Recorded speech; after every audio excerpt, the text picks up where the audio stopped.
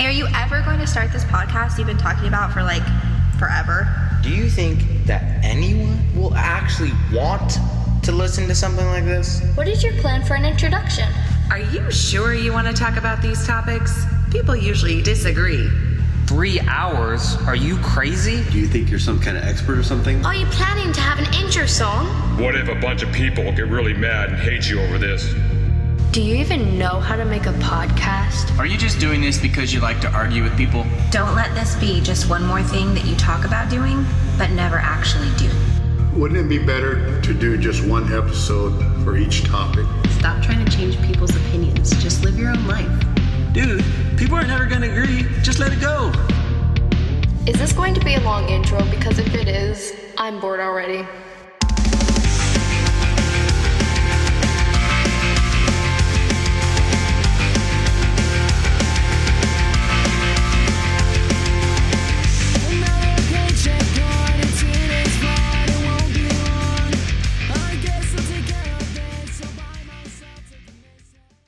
Hello! Happy Thanksgiving! I hope that you're thinking about all the blessings in your life and all that you have to be thankful for. I'm thankful for many things, including the fact that you're listening to this podcast, so thank you. Before today's conversation, I am also going to give you something else to be thankful for. So, you're welcome. Here we go. Okay, so today I need to say something, and it's something that I really shouldn't even need to say, but unfortunately I do. And I really need all of your help to spread this around. Men, please share this with all of your male friends, grandfather, dad, uncle, male cousins, some guy you don't even know that you pass by on the street. Women, please share this with your husband or boyfriend, brother, father, uncle, grandfather. Even share it with all of your female friends so that they can share it with all of their male friends. This is something that should be well known at this point, but it's not. At least once a month, I am reminded that there are still guys out there that do not understand this basic fact of life. Sometimes I'm reminded by guys that I respect very much in every other aspect of life, which is why this is so important. I'm still baffled by how many guys don't understand this. Okay, Ryan, get to the stinking point here. What on earth are you talking about? Well, my friends, I'm referring to bathroom etiquette. Most specifically, men's room etiquette. Listen up. Whenever you enter a men's restroom, whether it be in a restaurant, theme park, mall, or circus, there are two types of toilets. The sit-down kind for the big stuff, and then the urinal for the stand-up stuff. The training I am giving you today only focuses on the urinals because the toilets are almost always enclosed in their own little room for privacy. Okay, so there are usually two types of urinals. Those that reach all the way to the ground, these seem to be more rare these days, and those that stop somewhere around your kneecaps, which are seemingly more common. However, this doesn't really matter in relation to what I'm about to say. Now, depending on the size of the bathroom, you could have any number of urinals, but for this training, we are going to use the 3-urinal model. Everything beyond that can be figured out based on what you learn from the 3-urinal model. This is extremely important. I know that men all across the country are going to be thanking me for getting this information out there. It just may revolutionize the world. There are certain rules that all men must abide by when using a men's restroom. All men. There are no exceptions. We will discuss it through a few different scenarios. Okay, here we go. Scenario number 1. You walk into the men's room and there are 3 urinals. However, you are the only person in the bathroom. Nobody else is around. In this scenario, you have the right to choose whichever urinal you like. You can even bounce back and forth between them, as long as you don't spill or hurt yourself. This is the easiest of the scenarios. Although you have free reign here, you probably shouldn't use the middle stall, just in case. More on that in the other scenarios. Okay, scenario number 2. You enter the men's room and there are 3 urinals. There's only one other person in the bathroom, and he's using the far right stall. There are 2 urinals left open, and you have a very crucial decision to make here. There are only 2 acceptable choices here, and one that is 100% not acceptable. Acceptable choice number 1. Leave the bathroom and come back once the one person is gone, in which case you can just proceed with the same process detailed in scenario number 1. Acceptable choice number 2. Use the far left urinal. This way, you are a good distance away from the other guy who is using the far right one. The decision that you are never, ever, ever, ever to make here is to use the middle urinal. This is just simply not acceptable. Why on earth would you use the middle one if there was someone using the right one and the left one is open? I see guys do this all the time, and this is obviously a sign of a serious mental disorder. Okay, now that we have that down, we'll move on to the next scenario. Scenario number 3. You go into the men's room. There are 3 urinals. 2 other people are using them, one on the far right and one on the far left. The first thing to notice is that these two gentlemen know the rules. They are doing it right. Applause, applause, kudos to them. In this scenario, there's only one acceptable choice. It is never okay to use the middle stall when the right and left are being used, even if you really have to go. The other two guys are just peeing. It won't take that long. Well, that's pretty much it. Simple, right? I think that you can adapt all three of these scenarios into each scenario involving any number of urinals, even a theme park where there are like 50. Do the math. The main point is that it is never, and I mean never, acceptable to be using a urinal directly next to another guy. Some bonus scenarios. What if you walk in and there are 3 urinals and one person is using them, yet he is using the middle one? First of all, this is a total punk move and this person should be punished. Second of all, you should never use either the right or the left stall. I don't care how bad you need to go. Your best bet is to stand over near the sink and give this horrible excuse for a human the dirtiest look that you can muster, to let him know that what he did there was wrong. It's very possible that this guy has done this specifically because he does not want anyone next to him. Although this is somewhat commendable, it's extremely selfish. Look out for your fellow man, people. This is the equivalent of that guy who parks across like 3 parking spots in the lot so that nobody gets near his precious vehicle. And we all know that nobody likes that guy. As if this guy I just mentioned wasn't bad enough, there's someone else who is even worse. And this guy I have dealt with many, many times. It goes like this. You walk into the bathroom and see that there are 3 urinals and that nobody else is in the bathroom. You think, okay, great, I'll proceed with the scenario number 1 procedure.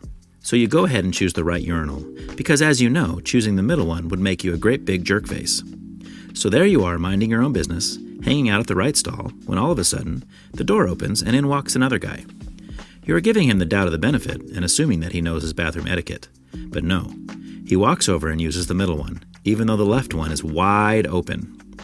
The only conclusion here is that you are dealing with an extremely deranged individual. Do not make eye contact. If you can, make sure that he doesn't follow you out. Something else that may come up. What if there are only 2 urinals? Well, first of all, what were the builders of that bathroom thinking? And secondly, you guessed it, you are only allowed to use either of these stalls if you are the only one in the bathroom. Sorry, that's just how it is. Blame the morons who only put 2 stalls in there. Someone might also ask how the scenarios would work if each urinal had those dividing walls between each one. I would say that this is a judgment call. All of the rules I mentioned still apply. However, if you have to go really badly and they have dividing walls, then it would be acceptable to use them. Not recommended, but acceptable. So, in summary, it's never okay to use the middle stall. That's really what it comes down to.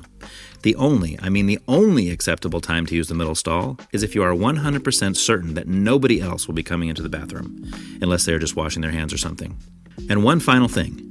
For all of you men out there who like to have conversations with other men while in the restroom, please know that you are the minority.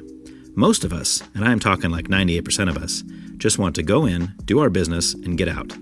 We're not interested in making friends, so please stop engaging in conversation with us while we are urinating. For those of you that this is new to, thank you for listening, and I hope that you have learned something today. For those of you that already knew all of this, you're welcome. I have done you all a huge favor. I realize that was fairly long, but very necessary.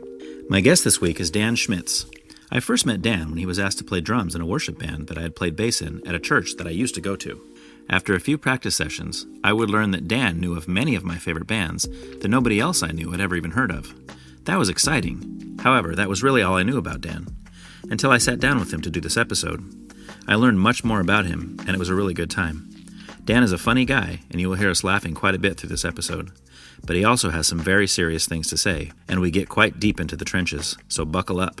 Topics today include military service, nostalgic smells, Blink-182, selling out, Rancid, Dogwood, MxPx, slick shoes, Christianity and punk rock, tattoos, Mark Schultz, the Juliana theory, the Labeled podcast, 21 Pilots, U2, biology, evolution, theories versus laws, intelligent design, abortion, contamination, masking, Biden's Maui talk, lawn ornaments for the White House, trusting the news, mental health, suicide, and walking away from God. Please go to the review section of wherever you listen to podcasts and leave this podcast a review. Thanks. Please don't hesitate to share your thoughts with me. I really enjoy getting emails about the show, so do me a favor and send me a message at whycan'twetallkaboutthat at proton.me. Maybe you've been thinking to yourself for quite some time now that you would like to be on the show. If so, let's talk about that. Shoot me an email. Thank you. Enjoy today's conversation. Rick and Morty, huh? Yeah. Nice. Morty. I know Aiden was all into that show. Oh, yeah. I think I've maybe seen one episode, but... It's getting really weird now, but the first couple of seasons were pretty... Oh, they still make it? Like, it's still new? Mm-hmm. Really? The guy who did Rick's voice, he got canned for domestic violence and stuff. Oh, no way! Yeah. So did they get rid of the character, or did they just have someone else doing the voice? I think that's somebody else doing the voice. Okay. He did a ton of voices. Okay. He did both Rick and Morty, so... Oh. Yeah, he was kind of like the... like the Wes MacFarlane type person, so didn't create the show, but he did tons of voices. And Rick is the scientist guy, or the yeah. Yeah, see, I know nothing about that show. Right. It's okay. We had a Halloween party here one year, and we had 2 people came dressed as them. Oh, really? As Rick and Morty, yeah. And I was like, okay, I know who you are, but I don't know anything about your character. So sure. Yeah. So I dig it. Yeah. So how's it going? Good, man. Yeah, it's been a while since we've seen each other. We talked a few times on the phone. Yeah. But it's probably been since Harbor, since the last time I actually saw you in person, I think, right? Yeah, I think so. Okay. I played there for Good Friday, actually. Oh, recently? Yeah. Okay. Year. Yeah. Did you do like drums, or because I know you play like everything? Don't you? Yeah, I played electric actually. Okay. But there was no drummer, so I was just asked to play something really light, and because that was like the shorter service in the evening, right? Yeah. Okay. Yeah, Jake asked me to play, or he said if I was interested. Okay. I was like, yeah, sure. If you need somebody, I'll play. Okay. And Matt was like, I was like, what do you want me to play? And then I don't think they really had anything lined up. So as far as like where to put me, and so. Matt was like, I think it'd be really cool if we just did like really clean acoustic, like something really light, or electric. Yeah, that'd be really nice. I was like, okay. Yeah. So, well, that's what's cool about being multi-instrument. I don't know what the right word for that is. Multi-instrumentalist. Someone who can play pretty much anything, because I know when I was there, you were on drums sometimes, you were on guitar. I think you even played bass one week. Yeah. So that's pretty cool. The only thing I never saw you do was sing. So are you not much of a singer? No, I've tried. And I took like in high school I was in choir. As an elective I wasn't in like the a cappella choir. I was like in the kind of sort of choir. Okay. And I wanted to get better at singing, and it helped me back then. And then and I sang, the little bands I was in, I sang some background a little bit. Okay. But the thing that really kind of ruined me was when I went to basic training, and it was all yelling and screaming all day long. No. And then after that, being on boats and ships and stuff like that, you got to be loud because you got to talk over the engine noise or the stuff that's going on outside. Wind is in your ears, so you got to talk loud to people. And or if I'm talking to another boat, sometimes you got to be loud. And it's just, they don't really care if you sing like an angel. So I remember it took me weeks for my voice to get back to normal. Yeah, I bet, man. Yeah. How long were you in for? 6 years. Oh, dang. 6 years, 2 months. Yeah. Okay. Were you hoping to make that a career at one point? Yeah. Okay. Yeah, I was planning on it. I went in with the intention of it being a career, and then I got medically retired. Oh, okay. So, like an honorable discharge kind of thing? Mm-hmm. Okay. Yeah, I got honorable, and when the process goes is if you have a medical condition, either mental or physical, and they can't treat you, I think over 6 or 12 months, I can't remember. Okay. If they don't see progress and they've tried other options, they just say, all right, we're going to process you for a med board and give your stuff to like a bunch of people across the country. They review it, and then they either determine you're fit for duty, they either determine you're not fit for duty under certain circumstances, and then which leads on to something else. Or they determine that you're not fit for duty and they process you for discharge. Okay. And if they process you for discharge, there's a couple different ways that can go. One of them is you get like a handshake and, severance check. Like, congratulations, good luck. Here's your check. Right. And there's a multiplier to that. And it could have been like a couple grand. It could have been like 10 grand. It could have been like just like something just tied you over for a couple months. Okay. And that's based on like the severity of your medical issue, or okay? Yeah, it's based on Well, the severance check is based on, it's usually solely based on time in service and your pay grade. So it's just like, here you go. Just like retiring from a normal job. Yeah. However much time you put in is going to be how much you get out of it. Yeah. Okay. And then the other option is they don't give you anything. They just kick you out. And they say for medical reasons or they can temporarily retire you, which is you get 5 years of retirement. And then every, I think, year or two after that, you get evaluated to see if your condition like improves basically, and then they'll like take away retirement at that point, or they can permanently retire you, which is what I got. Okay. So it's as if I did 20 years, but I did 6. So you're getting severance pay as if you did 20 years. Yeah. Wow, that's nice, dude. Yeah. And you get that for the rest of your life? Yeah. Woo! So I actually remember going in to turn in my ID. Which was kind of bizarre, and then after I got out, I had to get my next step, my other ID, and it's this thing, which is the blue card. Okay. And that's what retirees get. Okay. Like after 20 years, and so when I was getting mine, I got it up at Camp Roberts. And, and Paso or no Morro Bay? Where is that? It's like it's on the way to Morro Bay, right? Yeah. Okay. Because they have a ID office there, and it was closer than going down to Vandenberg. Right. And they ended up, the staff sergeant there was like, she had like 15 years in, and she were 18 or whatever. She's like, man, I don't know about it. I was like, you did 6 years and you got retired. You got retired before me. Like, I don't understand this. Like, she's like, you worked the system, sweetie. And I was like, yeah. Sorry, sergeant. Like, yeah, there's probably some jealousy, I imagine, for people that put in that much time. You know, yeah, I felt bad. My chief, he had 19 years in, and he was just like, and I joked, I was like, I'm going to have a retirement ceremony. I'm going to have a flag fold. I'm going to have all kinds of stuff. He's like, I swear if you do that, like... Yeah. He's like, no, we just want to invite you. You know, we're going to do it, but you can't come. Yep. Wow. So it was definitely a blessing, dude. Because when I got permanently retired, you get a percentage of your basic pay, which wasn't a whole lot. It was just over $1,000 back in 2017. And then I put in for my disability packet through the VA. Okay. And whatever the VA gives you overrides what you got from the military.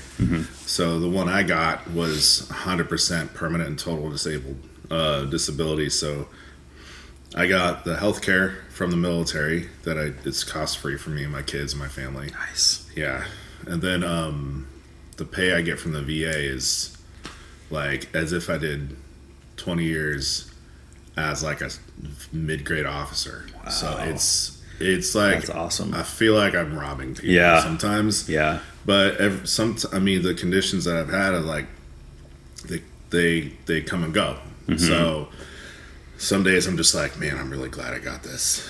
Other days I'm like, should I go to the VA and get it? Right. You know? But those days that are bad, I'm like, this is why I did it. The system's there for a reason. Right. I mean, because you were evaluated, I'm sure, by people, and they're the ones that gave the report to those making the decision. So I mean, there's no guilt on your part. I mean, that's their decision. Yeah. Right. So you're not really doing anything. It's not like somebody who mooches off the system or is like, oh my leg's still broke from 4 years ago and I need a check, and it's like, you know.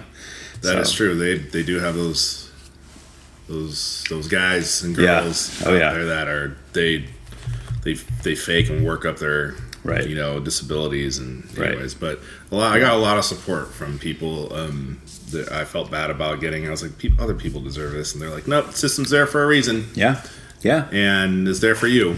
Right. I was like, okay, cool. So well, I mean, personally, I'd rather have it there for military people that are signing up to literally put their lives on the line potentially to protect us than somebody who's working at Walmart or something who's mooching off the system.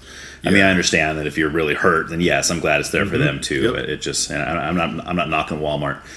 Sure, I know what you mean. I know what you mean. Yeah. But I mean, they're just. I think that's one of the big problems with our system in the country is that there's not enough checking on things. Like it's just like, oh, you say this? Okay, we'll believe you. Here's your check. Yeah. No, there should be like a caseworker assigned for each person and say, no, you do like monthly checks. Yeah. And you do physical exams. You do whatever you got to do and see if this person is really still hurt. You know? Because you just get way too much people that are willing to take advantage of the system. And I think that's why it's so much problems. But I mean, living in California, having that medical insurance has got to be. Yeah, I mean that's nice. I feel kind of like on the outside looking in, and I'm like, wait a second, you guys pay how much for healthcare? Yeah, and we all get paid the same, but like how do you support your family with this? Yeah, I don't understand it. Right, and usually the health insurance isn't even that good. No, like you still got to pay. Like I've had a couple surgeries and stuff, and I've had the insurance through my work that we pay a lot into every month, and you get the bill after the surgery, and of course they show you the before bill. Well, your surgery costs $14 million, but after the surgery, your part's only $6,000. Yeah, and it's supposed to make you feel better or something. Like, oh, okay, well that is a lot less than $14 million. Of course, I'm exaggerating the price, but.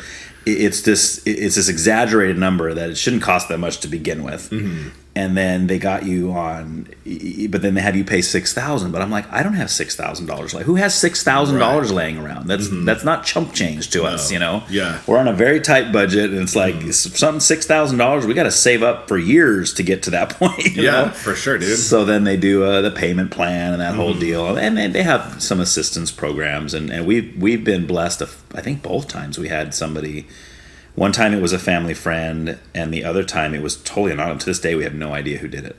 But they literally paid off our hospital bill for us. Oh my gosh! Yeah. Wow. Yeah, we got a call one day from the hospital saying, or whatever the worker was there saying, I just want to let you know that your balance has been paid off. Wow. And we're like, what? By who? And they said they asked to remain anonymous. Wow. Okay, All well, right. if you know who it is, please thank them for us. Yeah. You know, so yeah. And then another time, a family friend had stepped in and said, "Hey, I feel led to help you guys out," and I think he paid like half of the thing, which was like, oh my gosh, still it was really like, good. Yeah, it was like $3,000 or something that he put towards it. I was like, you know, that's awesome. Yeah. But anyway, so I usually start with music. Start easy, you know. Go into there. Obviously, we know that you play music. I assume you're a big fan of music. We've talked a little bit about some of the bands that I feel like I'm the only person that's ever heard of, and then you're like, oh yeah, I remember that. You know, so this is going to be fun. Cool. But let's start way back, like your earliest memory of enjoying a song. Can you go back that far, and like the first time you remember thinking, oh man, I like that. Yeah. I was thinking about that, and I couldn't pinpoint like a moment, but I can pinpoint a period of time. Okay. I was probably 4 or 5 or something like that. Yeah. Okay. We were living in Oceano, my parents and my brother and I. My brother is a little older than I. He's like 18 months older than I am. Okay. Just had his birthday last week, actually. Oh, nice. But my dad, huge, he loves music. Okay. So, I always saw records. We had a record player, and I remember we got records. My brother had one record, and I had one, and mine was like I think it must have been like for my grandmother or something like that. Okay. But it was like a 45, and it was Raggedy Ann and Andy. Like sing along. Oh, really? Okay. Yeah. Like a children's music kind of thing. Yeah. Okay. And so, but my dad, he went through the process of like showing me how to put the record on, how to put the needle on. I really don't remember much about where to put the needle. Yeah, because we're way past that now, right? Yeah, I forgot. Yeah. But like, I imagine it's like in the middle and it works its way out. But yeah. He told me why he had all these records already on a turntable.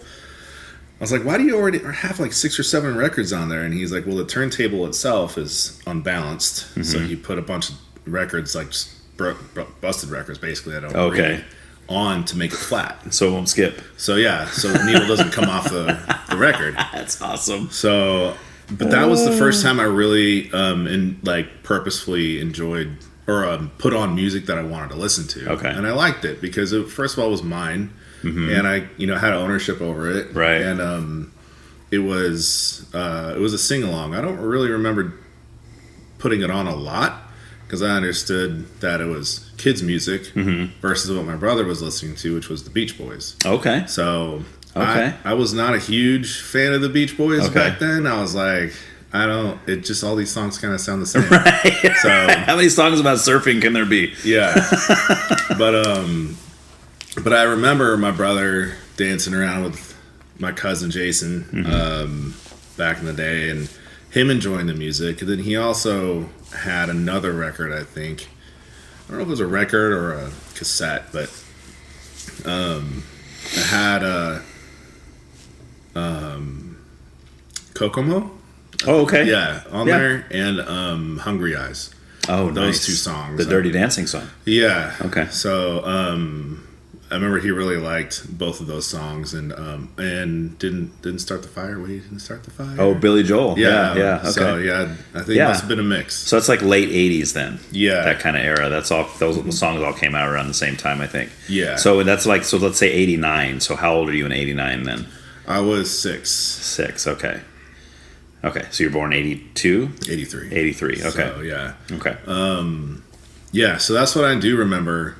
My earliest memory, and then, but shortly after that, we moved to Oregon for a little bit. What part? Albany. Okay. So, is that northern? Yeah. People ask me, where is that? Yeah. I mean, because you think Albany, you think New York. Right. Right. But that's like northern Oregon, right? Albany? Is that close to Washington or no? I think it's, I think it is. I remember I went there in 2016 on our way to Yosemite to visit my aunt and uncle because they lived up there. And I drove through the town because we lived there from 90 to 91. Oh, short-lived then. Yeah, it was 10 months. We were up there for like 10 okay. months. Was your dad get a job up there or something? Or? He did. He got a job with the state, and he ended up was going to go to this place called La Grande. Or Hermiston. Okay. Really remote areas in eastern Oregon. Mm-hmm. And he was like, this isn't going to work. So it's funny because you get into the eastern side over there and it's not as green anymore. No.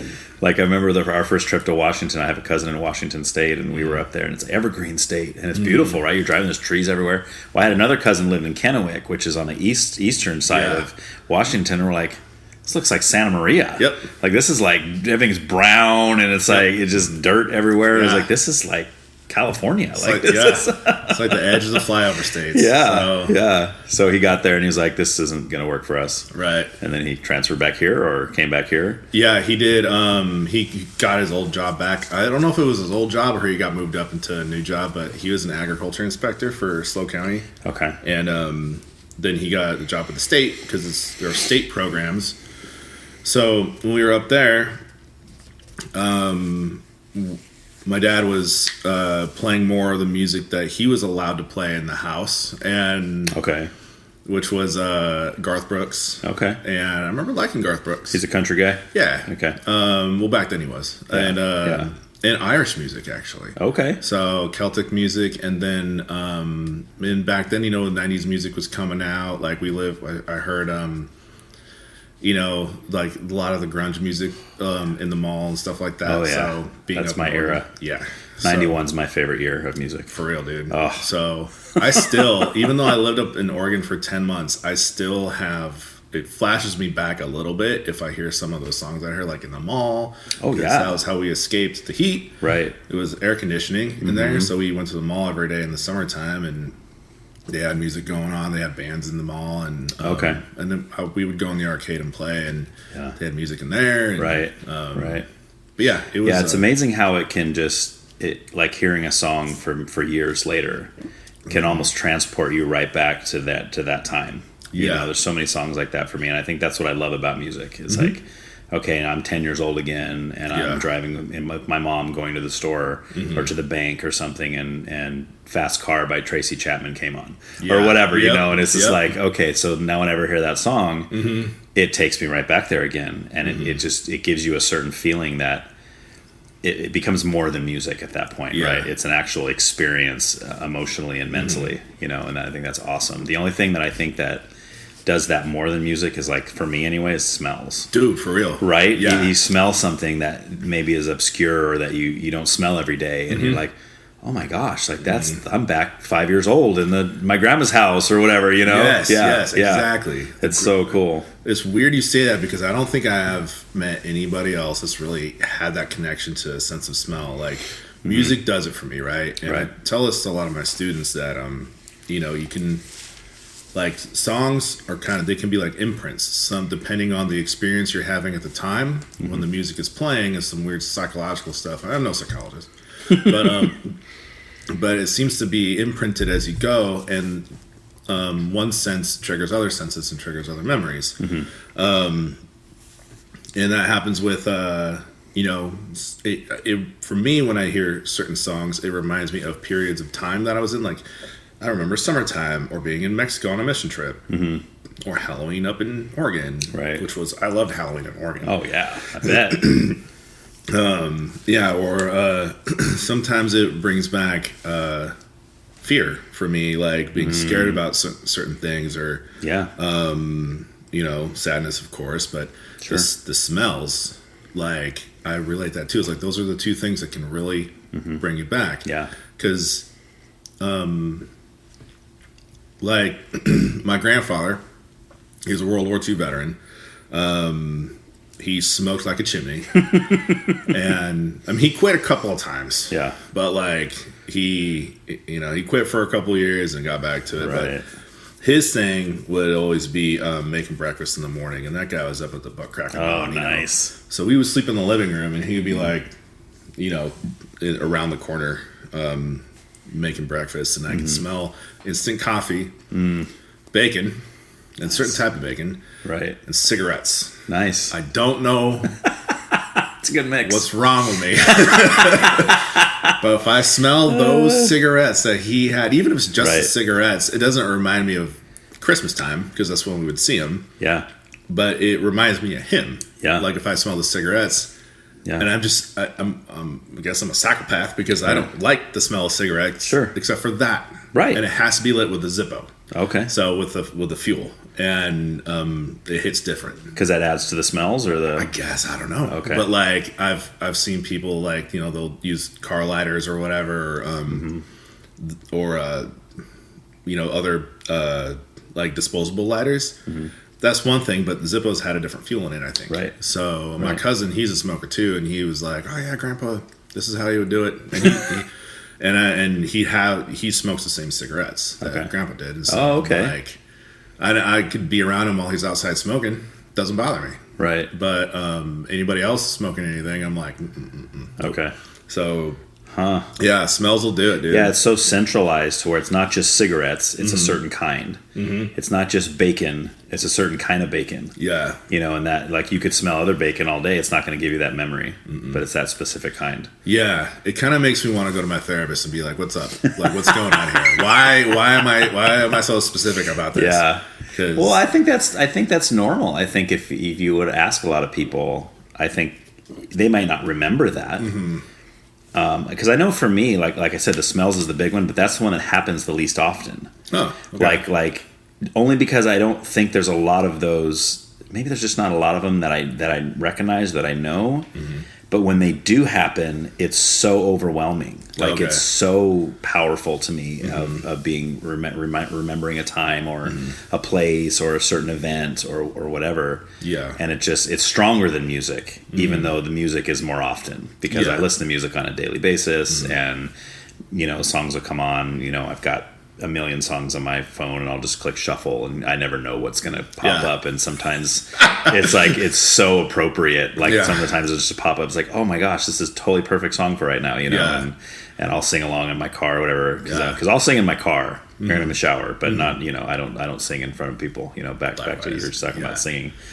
There's a difference between enjoying singing and being good at singing. Right, yeah. That's a good way to put it. So, you know, it doesn't mean I don't, like, fantasize about, like, in my whole life I've always fantasized, man, how cool would that be to be a singer of, like, a punk rock band or something, or be like, you know, it's just so cool. And what kind of music would you say, like, was your mom into music at all, too, or just your dad? They both were, but in very different ways. Okay, like different kinds? Yeah. Okay. So my dad grew up listening. He doesn't really talk much about his childhood, but he talked about liking the Grateful Dead, Led Zeppelin. Okay. He has an appreciation for Ozzy, but he doesn't quite talk about it too much. It was just like, I love my mom a lot, right? But when they both became Christians, she was very against having non-Christian music in there. Yeah. Or anything that sounded like noise, quote unquote. Right. All I hear is noise. All I hear is, this doesn't sound like music. It's noise. And I'm like, well, what's music? What does music mean to you? Like, what's your opinion of music? And she's like, no, this is not. Like, I showed a couple years ago when Disturbed came out with the cover of Sounds of Silence. Sounds of Silence, yeah. I was like, because my dad, huge Simon and Garfunkel fan. He loves Simon and Garfunkel. Oh, yeah. I do too. Yeah. And I was like, you need to listen to this version. And he was like, okay, I still like the original. I'm like, yeah, totally. Of course. So, yeah. The only people that would disagree with that are people that heard the Disturbed version first. Right, yeah. Like, they didn't even know it was a cover. Mm-hmm. Like, this new song Disturbed wrote. No, that's been around since like the mid-'60s. What are you talking about? Right. So, also, listen to these other songs from Simon and Garfunkel while you're at it. Right, yes, so, yes. Totally. Yeah, I want to get back to, like, certain songs, because, but anyways, so my mom, she liked, they had the Venn diagram of their preferences overlapped quite a bit, because they're both self-proclaimed hippies. They born in the 50s, and they both like Simon and Garfunkel. They both like acoustic folk music, singer-songwriter type stuff. Peter, Paul, and Mary was their big crossover. Yeah. That's Puff the Magic Dragon, right? Yeah. Okay. Among other things. Yeah. So there was, she likes kind of like the doo-wop type stuff, like the 50s, like people. Like Motown kind of stuff? Yeah, stuff. And it was like things that she said, well, they're singing about somebody else, and it's like innocent love. I'm like, censored? Innocent love? Like, I'm pretty sure they had a lot of restrictions back then on what they could say and how they say it. Yeah. But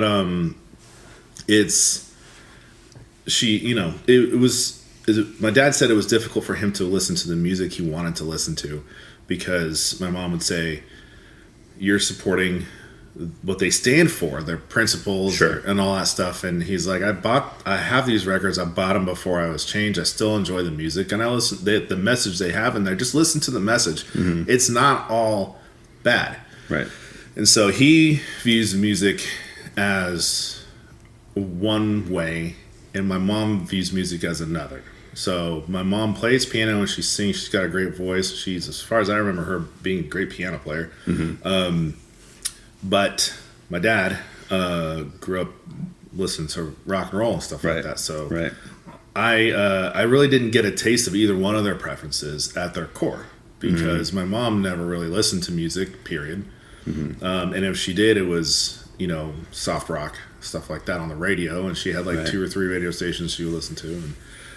And K-Love and K-Life are it, like whenever they drove me to school and stuff. K-Life, I miss K-Life. Yeah. That was a great station, man. Yeah. So then pretty much, I had to be, for my mom, it was Christian music. And how old were you when your parents became Christians? Oh, they were Christians before I was Before you were born, okay. Yeah. Gotcha. So did they kind of come out of like the Jesus movement kind of thing? Did they get saved when they were like in the hippie? Yeah. Kind of, okay. So my mom got saved. She was living in Spain because my grandfather, he was a Navy civilian. Okay. And after he got out of the Army, he had a couple other jobs, but then he landed a job as a Navy civilian. And they lived in different places. So she grew up in the Philippines, actually. Wow. So she lived there. All over the place. Yeah. So she still considers that home, her childhood home. Okay. So then they went to San Diego, and then from San Diego they went to Rota, Spain, which is a huge naval base out there, and that's where she spent her high school years and graduated out there. And I think she spent some time a little bit after that. Mm-hmm. And then they ended up coming back to San Diego. he traveled everywhere. He was in Italy and Guantanamo Bay and all kind of. He lived. Just your dad or your grandfather? Grandfather. Okay. Like they had a house in Port Orchard, Washington, like overlooking the sound. I was just nice, right? So beautiful up there. I miss it a little bit. So some things I miss. The weather's better here though usually. Yeah. There's but anyways, she said she went to like a Bible study or she was doing something in like a youth group type thing. It was at somebody's house, and the flat she was at. That's a hip hop song right there. Right. She was like, I don't really want to deal with this. So she walked upstairs onto the roof where they have like a loft lounge area or something like that, and she was just hanging out up there.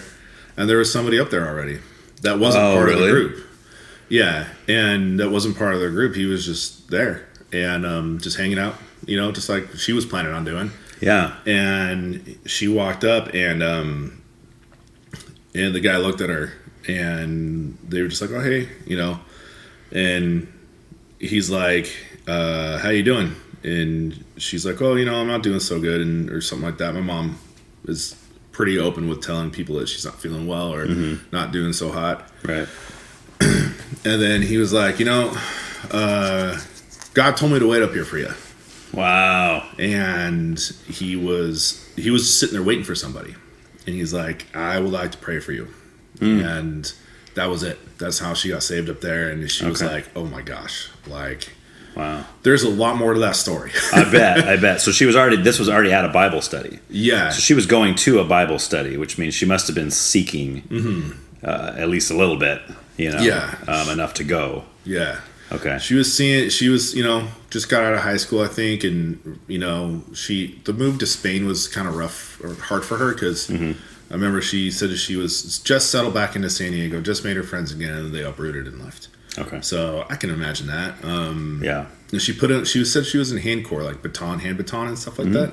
And she memorized and put a lot of work into memorizing the routine. And then before the performance came, they moved. And she was just like, that to her as a 10th grader, she was like, come on, man. Yeah. Really? Like, it was, because when I was in martial arts, I had to do kata and stuff like that in karate. Yeah.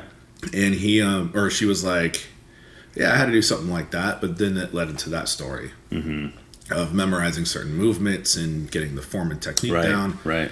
And then she went on to say like, but we moved, and then I didn't like it, and I was like, oh, I'm 11. Like, how do I handle this? It's a little deep, Mom. Yeah, not sure how to handle this right now, but I could tell that the move was still hitting her. Yeah. But that's how she became a Christian. And then, so when she met your dad, she was already a Christian. Yeah. Was your dad as well? Yeah. Okay. So my dad was his parents had an ugly divorce, and around, I think he was 12, and he was still having a hard time with what was going on, or maybe he was 14, I don't know, but like he was in his preteen or teen years, and he ended up going to a therapist. And so he'd go from school to a therapist, and the therapist office was right next door to a Catholic church. Okay. Or it could have been at the same place because his dad was Catholic. Okay. And so he would just sit there and wait because he didn't want to go home. And he's like, he had like an hour or two to wait. So what he ended up doing was, the priest would come out and just wave to him every now and then, and just in passing. And so he ended up, instead of being bored there, he ended up volunteering. Like, what can I do? And he's like, he got roped into, or volunteered, I guess, into like being like a custodian type, like doing minor cleaning stuff. Sure. And then scraping gum off the bottom of the pews, that kind of thing. Yeah. And he ended up helping out there before his therapy appointment. And he was going because of his parents splitting. Basically, a lot of the stuff that he was dealing with had to do with his parents splitting. And him and his dad were really close. And notice I say his dad. I only saw him three times. In your whole life? In my whole life, okay. Yeah. Saw him once when I was no older than 7. Again when I was 10. And then again when I was 11 or 12. And then that was it. Okay. So, but everybody loved him. And apparently, I mean, he was very nice to us. So right. He's a good dude. So yeah, it's hard to call him grandpa, but I'm like, he's my grandfather, right? And but I never really saw him, right? So it's easy. Doesn't really have a relationship as much. Yeah, and that's what my dad didn't have either, because you know his dad was out, and he wanted that, and he didn't get it, so he was going to therapy to deal with that, and then his involvement helping out with the church, that's kind of gave him the opportunity to be saved. I don't know the details of it, but the priest mentored him, you know, and he. Yeah, it was. They have a different way of kind of processing and living their faith, because he served there, and that's how he became like a Christian. Right.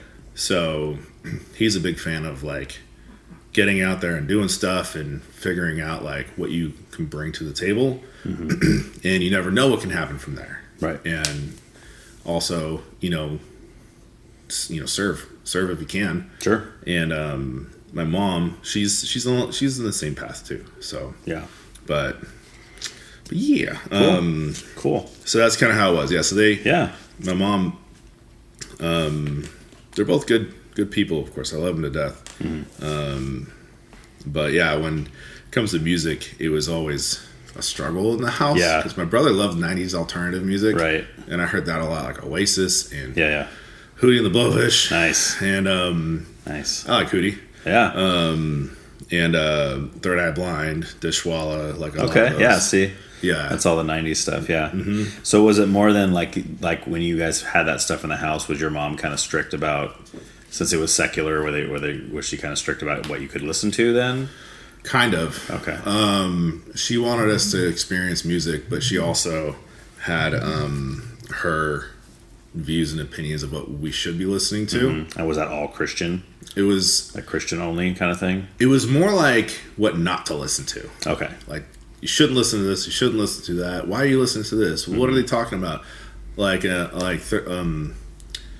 Matchbox 20. I want to push you down. I want to push you around. What are they talking about? It sounds violent. Yeah, and Alanis Morissette, she does not have a good singing voice. She just does not sing very well. Yeah. And my brother's like, you're not hearing all the other stuff. Like, she's got an amazing voice. Right. But that's the sound she's going for. Sure.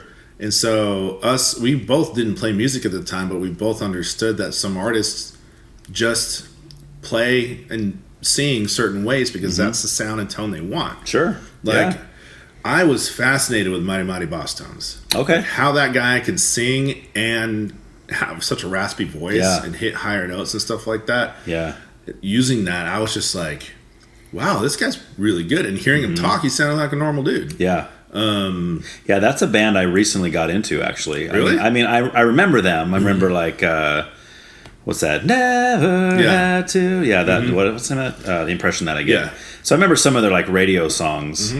But I inherited some CDs a couple years back now, and there was a couple of those in there. Yeah. Some of the older, like, one was after that album, and then one was quite a bit before it. Yeah. And I'm digging it.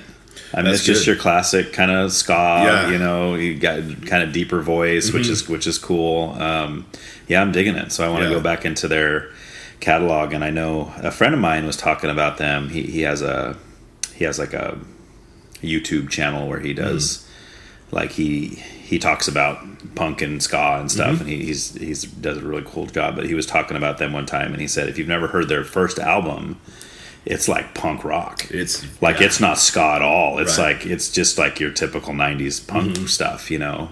So I've yet to check that one out, but I want to. Cool. So yeah. So veering back into kind of like genre now. So I mean, now that you've grown up and you listen to all these influences and stuff. Now, as an adult, and it had your 40th. Yeah, birthday on March. Yeah. Oh, you're 39 right now? No, I had my 40th just turned 40. Yeah. Okay, perfect. Okay, that's over the hill, they say. Yeah. My friend gave me, he mailed me some stuff like black balloons, black everything, just gray and death and all. Get like a coffin shaped cake and all that stuff. Yeah, like you're gone. Yeah, so I'm 45, so I've got a little more on you, but so now as you're an adult, as you're 40. Looking back on all that, as you sit there, do you have like a favorite genre, like something that you can say, I like everything, I like songs and everybody? Is there one that you're just like, I just love the way this kind of music sounds so much? Oh man, or is that hard? That's a hard one because I hate the best. It's like animals. Like, well, maybe I'm not sure. Like, there are pets. Like you love them all for different reasons. Right. Right. But I tend to gravitate back to punk. Because I didn't really have my own preferences in music. I knew what I didn't want to listen to. A lot of it was my brother's music. Now I appreciate it. I don't choose to listen to it, but when it's on, I'll listen. Right. But when I went to, like, the start off with ska, I was like, I like this. It's bouncy, it's happy, it's kind of driving, it's energetic. It's more my personality versus some of the slower stuff that my brother would listen to. And then it went from there to like MxPx and Slick Shoes. And I wanted to listen to Christian music. So I still gravitate towards that if I'm just, having a time. Like I don't want to analyze the music. I just want to listen to the music. Sure. Like, usually it goes to punk. And it's all different types. Like, I really like... Some people like clown down on punk, but like it's all power chords. Yeah. But... Like, it's easy. Yeah. There's no talent. So... So, yeah. For example, Blink-182. They came out, people clown on that. Like, it's just... bubblegum punk and it's so easy to play and I was like, well, if you make a mistake, everybody's gonna hear it. Right. You make one little like da-na-na-na-na, da-da-na-na-na, da-da-na-na, da-da-na-na. Like it's gonna show. You can't hide behind a shredding solo. You can miss notes when you're just like doing sweeps and stuff, but like when you have something so distinct and a riff like that, like you gotta nail it every time. So, and I think with Blink, I think Tom DeLonge was, especially maybe in the earlier stuff, was a great guitarist. But if there's a song called Carousel on the Cheshire Cat album. It's the first track on there, and that just opens with like a minute and a half before there's any vocals of him just playing this really fast guitar part, and I'm like, I love that song, and it's just awesome, So I think with Blink-182, they kind of fell into that whole, it's like Green Day or The Offspring, where people are like, oh, they sold out, they suck, they're on MTV.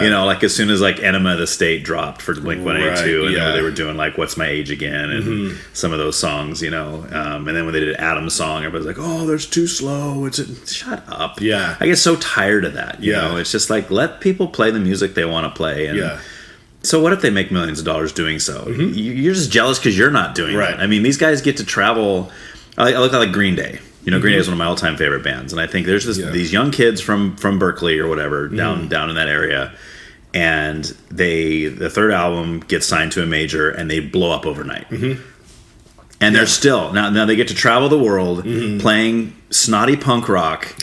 And getting paid millions of dollars to do so. I think that's great. I think that's awesome. I wish I could do that. Me too. That's just epic to me. So there's a balance between about playing music and quote unquote selling out. Like, you also need to be viable as a unit, like as either an artist or producer or a band. Like, you can't just be like 100% all about the music if you can't learn how to shake somebody's hand and have a conversation with them, or like be unfit for human consumption. Like, you're gonna get locked up somewhere and be like, no, you can't be exposed to the public. Like, we're gonna have a proxy for you, like when we're out. That's why, like, you see like Keanu Reeves, for example. He is a musician, right? But as an actor, like in a celebrity, he holds himself well. He's a brand. Like Blink, Tom DeLonge, Travis Barker, Mark Hoppus, those guys are all brands in and of themselves. So they need to treat themselves like a brand. Mm-hmm. So if you're in a band and you want to make it a living, you got to incorporate business aspects to that. Of course. Sorry, man. Like, yeah. It's not selling out. It's being smart. Right. You want to do this for a living? Yeah. You got to step up your game talent wise. You got to step up your game. You got to continually improve. You got to continue to write. Right. You have to figure out music business somehow. Yeah. If you don't do that, get somebody to do it for you. Right. Right. So, like, and there's not an underground band out there that doesn't wish they could make a living doing that. Right. Because you're not in a band if you don't have a passion and love for creating music. Mm-hmm. You're just not doing it. Like, if you're doing that, and somebody said, hey, if you had the opportunity and you didn't have to work any other jobs and you could do nothing but create music for a living, would you want to do that? Of course they would want to do that. Right. They're just jealous that some of these bands that are making it is not them. Right. I mean, that's really what it comes down to. I mean, I think the only time for me that I would say selling out is being used correctly is if a band purposely totally changes their musical sound in order to make money. Yes. To me, that's a sellout. Yeah. But even then, I'm like, I don't hate somebody for doing that. I think it's a little... I don't think I would want to do that if it was me, but I don't look down on somebody for that and say, oh, you're dumb, you shouldn't do that. I mean, as a fan of those bands, it kind of sucks sometimes because you fall in love with their sound and then all of a sudden you get their new album, you're like, what is this? Is this even the same band? Like, what happened, you know? Where they just totally... But then there's bands that'll experiment. Yeah. I'm a big fan of Rancid. I don't know if you're a fan of Rancid, but they had, I want to say it was their fourth album? Life Won't Wait, which was, I think it was Life Won't Wait. Very ska. And I know they had ska elements, of course, coming out of Op Ivy and everything, but their first 3 albums were just, awesome. You know, the first one especially was very, very much not ska.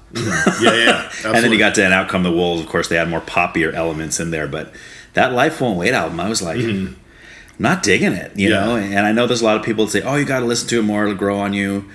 But then after, I think they realized that because then the next album after that was a little more back to their kind of their punk stuff. And I have no problem with that. Experiment. You're a band, you don't want to be pigeonholed into playing the same thing all the time. You travel the world, you're playing these same songs over and over and over. I imagine it gets tiresome. Yeah. Right? I mean, you want to start branching out. And think to myself, like, well, what if I could write a country song? Yeah. Or a hip hop song or something as a punk rock artist. Right. You know, it's like that stretch, you know, let's go for it, you know. Well, look at what Travis Barker did. He got involved in making samples and loops and stuff like that for hip hop and stuff before we were able to do what we can do with recording software. Right. I remember, like, I can't remember which album it was, but he got called up. I saw a documentary about it. They rented a house or bought a house and turned it into a studio for their album. And then Queens of the Stone Age were like, hey, we need a drummer. Like, we're on tour. Right. And our drummer got hurt. Or he had a family emergency or something. Disappeared into the wilderness. Yeah. And, you know, Travis, as being a professional that he is, was like, a music professional that is, he was like, all right, I'm going to get out there and help my guys out. Right. So before he left, the night before, he recorded like 2 or 3 hours worth of drum beats. Really? And left it. That's awesome. Left it for Tom and Mark to deal with. Like, here you go. Finish the album.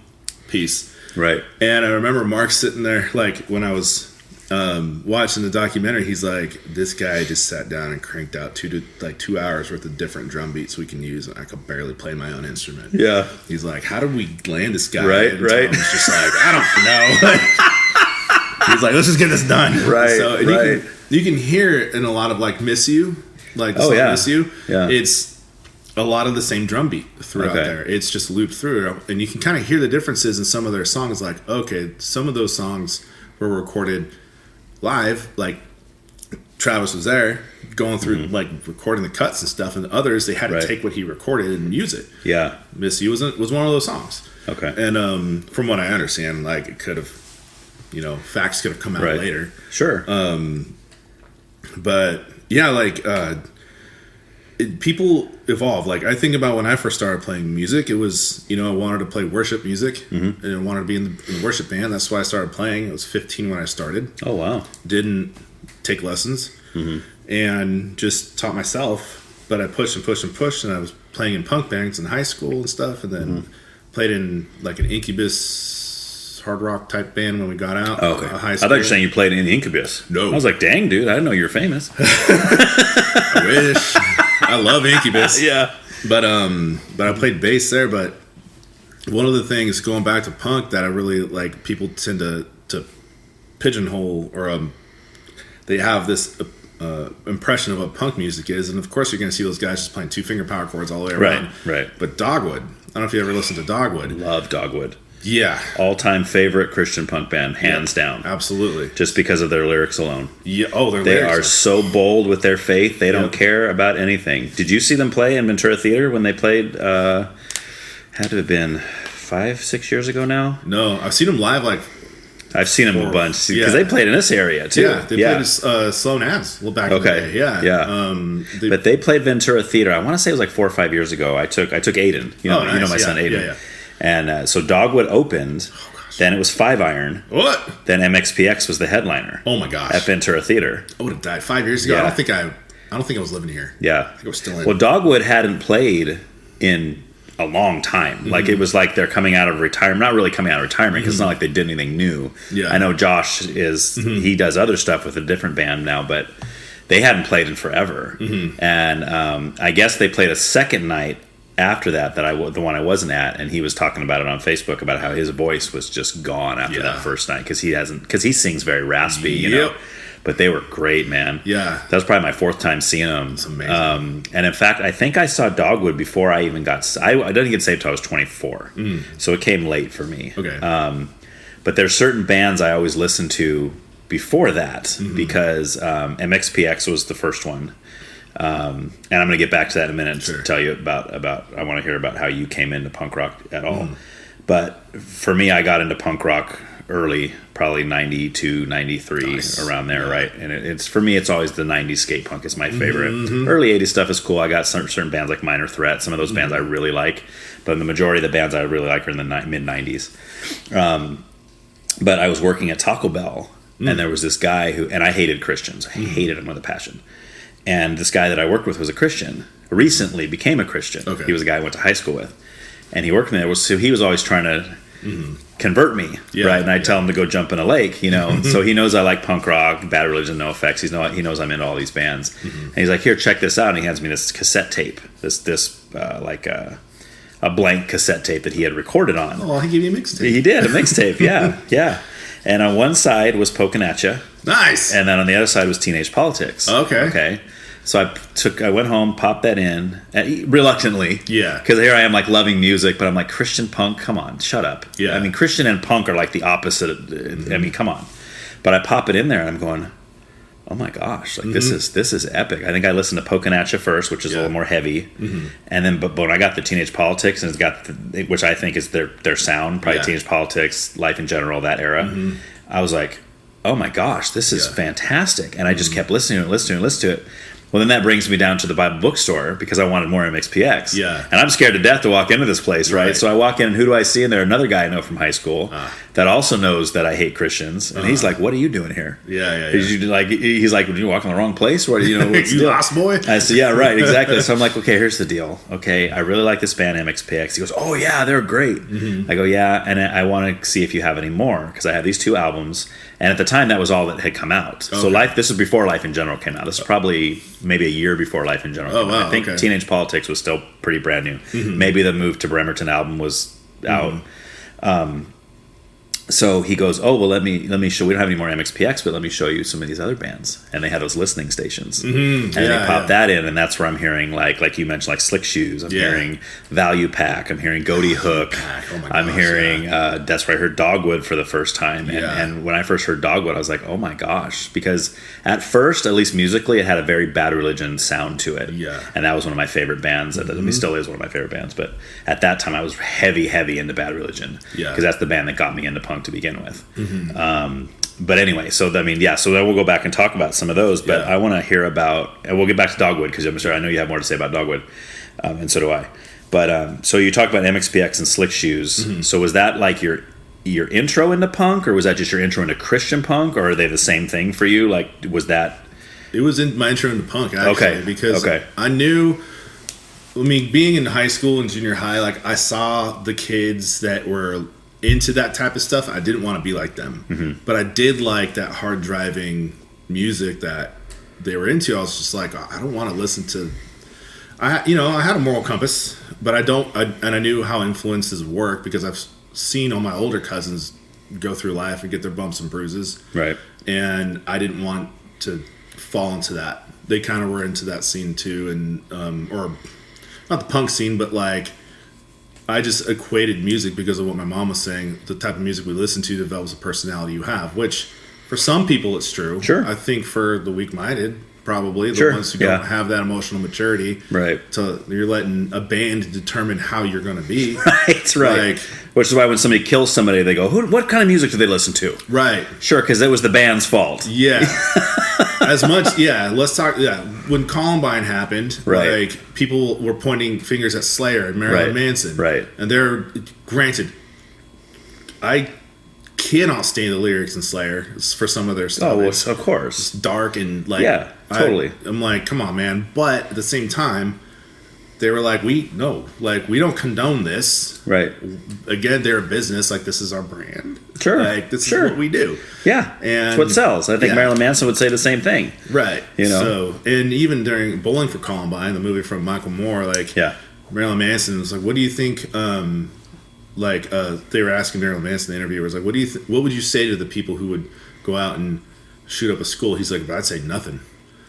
He's like, I would listen to them because that's exactly what didn't happen to them. Oh, wow. And I was like, whoa, that's steep. Yeah. Yeah, that's wow. I was like, wow, okay. And Marilyn Manson went up a lot of as far as he's like, you're pointing fingers at the wrong things. Yeah. He's like, they wanted somebody to listen to them, to hear them out, and they didn't get that. And I was like, okay. Yeah. And I thought about I was a youth leader at the time. Okay. I thought about the kids that didn't have that in their life. I'm like, yeah, they would probably be I can see them doing something like that. Like, right. Maybe I should be a little more patient with them. Sure. But as far as punk, like MxPx and Slick Shoes. Okay. I liked MxPx. I liked Green Day. And Blur, and I don't really consider them punk, but that one song is. Yeah. Woo! Yeah, song 2. Yeah, that's such a great song. I dig it. So, man. So, and like pretty much anything that was on like Tony Hawk, I listened to. Right. Like that. Like all the skate punk kind of stuff, yeah. I like Bad Religion. My friends listened to it. My friends who were good that weren't really troublemakers that listened to that type of stuff, I listened to it too. Mm-hmm. But I know I didn't want to immerse myself with some of the messages that were coming out from these bands. Mm-hmm.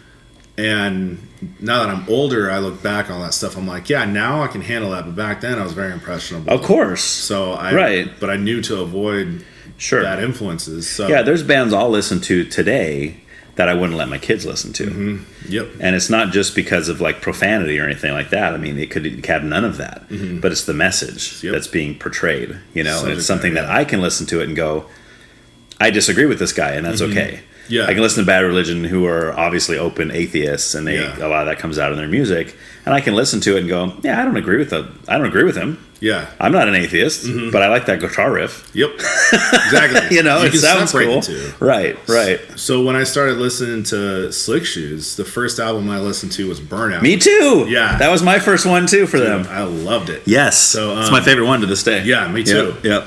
Because I don't know what happened on their first couple albums and then that album and the ones to follow, but the guitar work and the composition of those songs in that album, I could tell had a lot of love. Right. I mean, all the others did. They, for sure. Like, I still like their other albums, but that one, like, especially in the beginning, the first song, East on, or For Better For Worse. Yeah, For Better For Worse. Yeah. It starts off with a guitar riff. Their other albums didn't have that much guitar work to it. No, hardly any solos, hardly any compound chords or inverted chords that had like you're not playing your power chords. They had other technical aspects going on. Not to lose people in music speak, but they're taking a chord. You can hear the different the multiple tracks that were put into recording the same rhythm section. Sure. And same thing with the bass. The bass just wasn't all root notes. It was all moving around. Like go from C sharp minor to B, go from like on East on Tracks, C sharp minor to B to A, and then bass player's playing C sharp minor to D sharp to E. So he's they're kind of moving this way and going back, moving apart and coming back. And when I heard that actually impacted me as a musician. Right. I'm like, oh, if they're doing that in this song, what happens if I listen to Never Die from Dogwood and try the same thing? Right. It's different chords, but I'll do the same pattern and see how that sounds. And it worked. I'm like, oh my gosh. So if it worked for these two, then what if I do over here? And it worked for that. And I'm like, oh, dude, I think I just moved up a notch. Right. Like, it helped me out musically. But yeah, there was a lot happening in that album. Yeah, it's fantastic. And but yeah, you brought up Goaty Hook, like Goaty Hook is great. Lagwagon, like listen to Lagwagon. Yeah, love Lagwagon. Yes, so a lot of those bands like I gripped onto because it all started like when I started getting into those types of messages was from DC Talk. Okay. So the Jesus Freak album. Yep, hands down. Yep. The song Jesus Freak, and it was the one that I was listening to, and that's when I felt like God's leading me to pick up the guitar and play. Okay. He said, "You're gonna pick this." It's like I heard the acoustic intro. Right. I was like, "That sounds kind of cool." Yeah. And then it gets into a hard driving, intro. And it's timeless. It's awesome. Yeah. It's so great. And the lyrics too, like it's had gone to the mission trips in LA and San Francisco, inner city. I've seen broken people by the time I got into 10th grade. Like they're injecting as we're talking to them about Jesus and stuff. And nowadays, I don't know if you're you can't expose kids to that these days. Right. But my youth pastor really kind of pushed the envelope a little bit. So, or pushed the limits a little bit. So the way those lyrics described about, just not caring about what you stand for, like not caring what people think about what you stand for, and being counterculture because your moral compass decides to point you in a different direction. It's not better, it's not worse, it's different.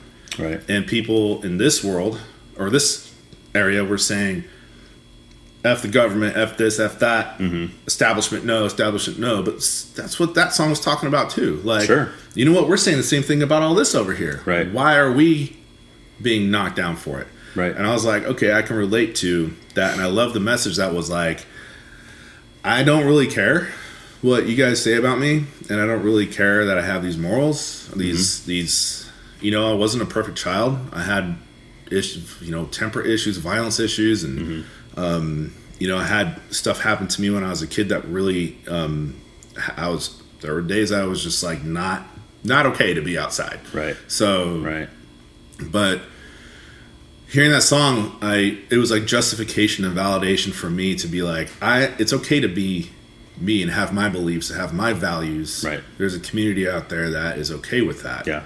What song are we talking about, by the way? Jesus Freak. Oh, Jesus Freak. DC Talk. Okay, gotcha. And so I like DC Talk, but I didn't always like the music. Yeah. Like the music side of it. Well, it's been so different over the years anyway. I mean, Jesus Freak was, polar opposite to anything else they had released up to that point, Right. And so, but I wanted something like that, so that's where the Christian punk started coming into play. So, I would say Jesus Freak was a Christian song, a punk song. Yeah. It's it was driving, man. Yeah. The voices, the singers were pushing higher registers. You hear the passion behind it. They were almost kind of like pointing fingers. Right. Like to me, like, hey, stand up for yourself. And to everybody else, like, hey, leave this dude alone. Yeah.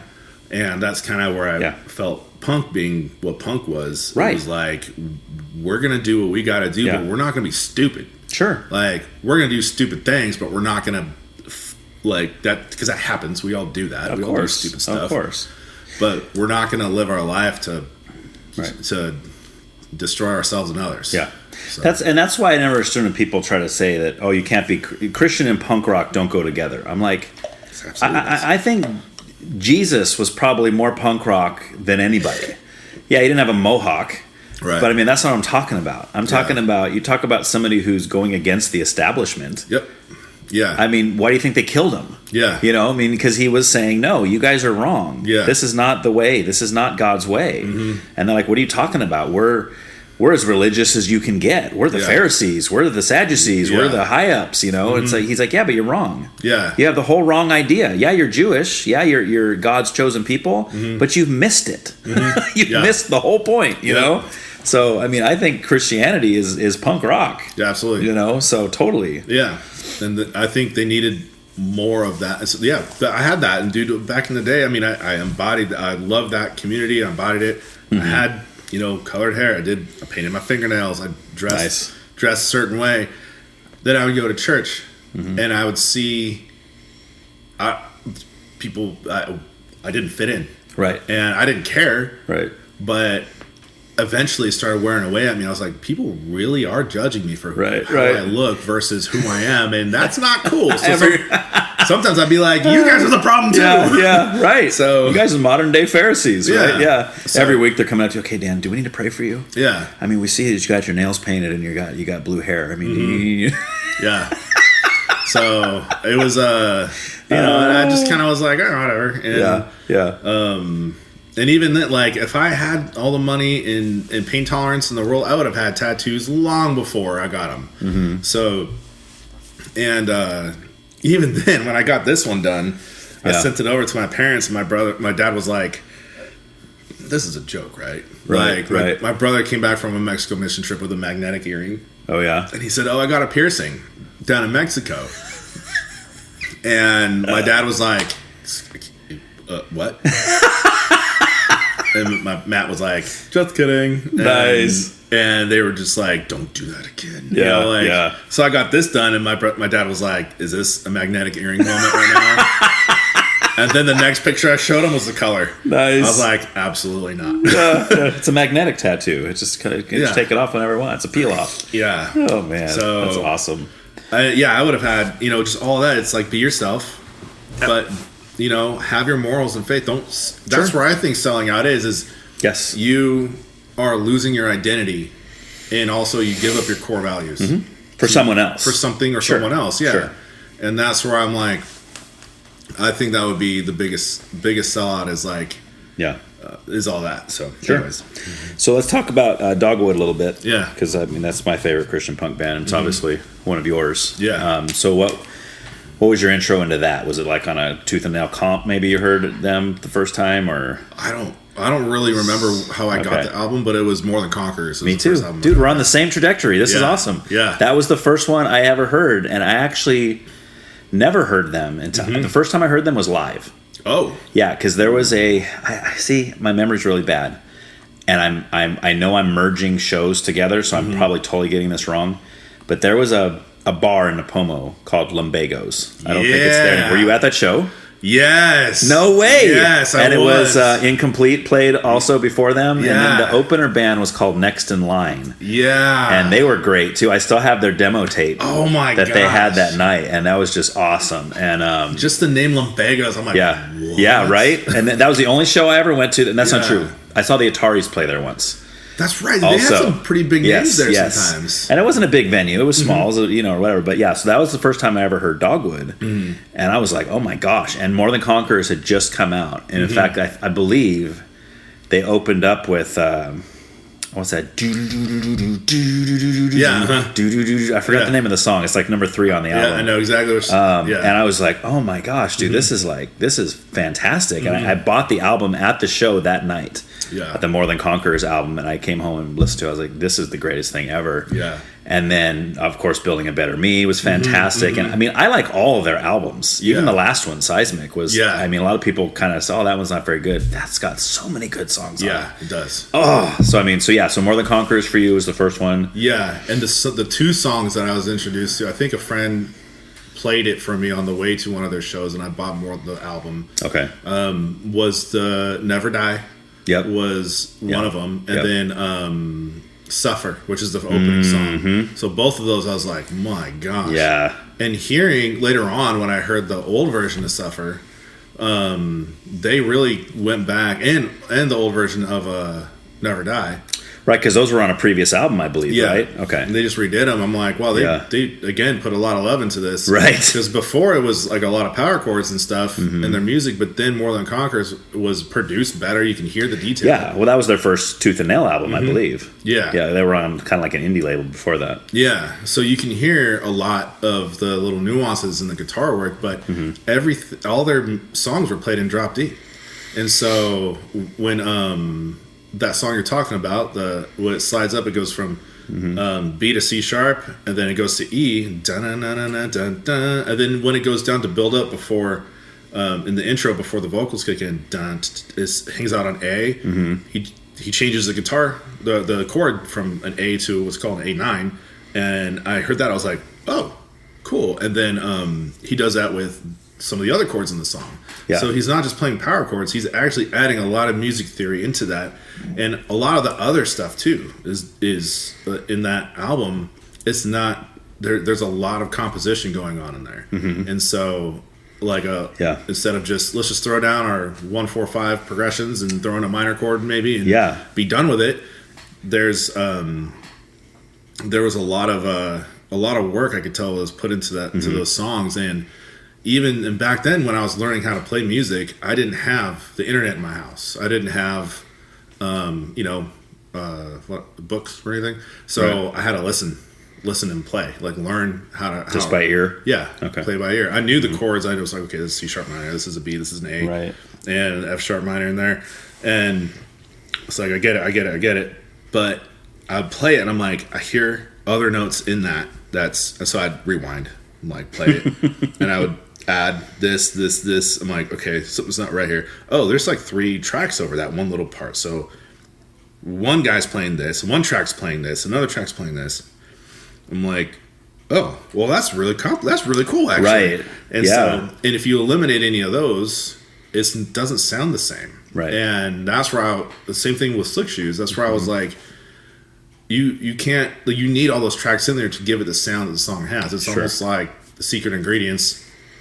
And if you take one of them out, it's just not the same. Right. And that's what kind of separates that, especially that album, because you can listen to like an older album like Through Thick and Thin or whatever the one with All Hands on Deck was. Forgot the name of that one. I can't remember either. I can't remember the name of that album. But anyway, you hear it's just a bunch of high school kids just playing punk rock. Yeah. Then you get to More Than Conquerors, Building a Better Me. You start to hear this progression of just professional,ism. Yeah. It's where like these guys are really good at playing their instruments and playing them all together well.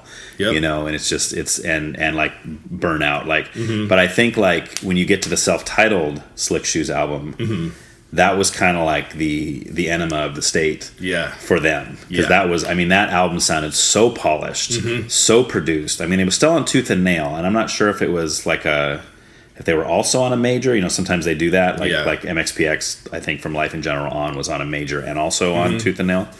But it definitely sounded more produced. Yeah. And which was fine. I mean, there's some great songs on there. But I still prefer Burnout as my favorite album by that. But so would you say is More Than Conquerors your favorite Dogwood album? Yes. Okay. And the Building a Better Me is a close second. Isn't it? Oh, yeah. So good. Because there's so much self-reflection. And musically I've been focusing on the music, like the artistry of it. But then the lyrical content of these songs, they hit different. Because More Than Conquerors was like an empowerment. Like we're called to do something bigger. Right.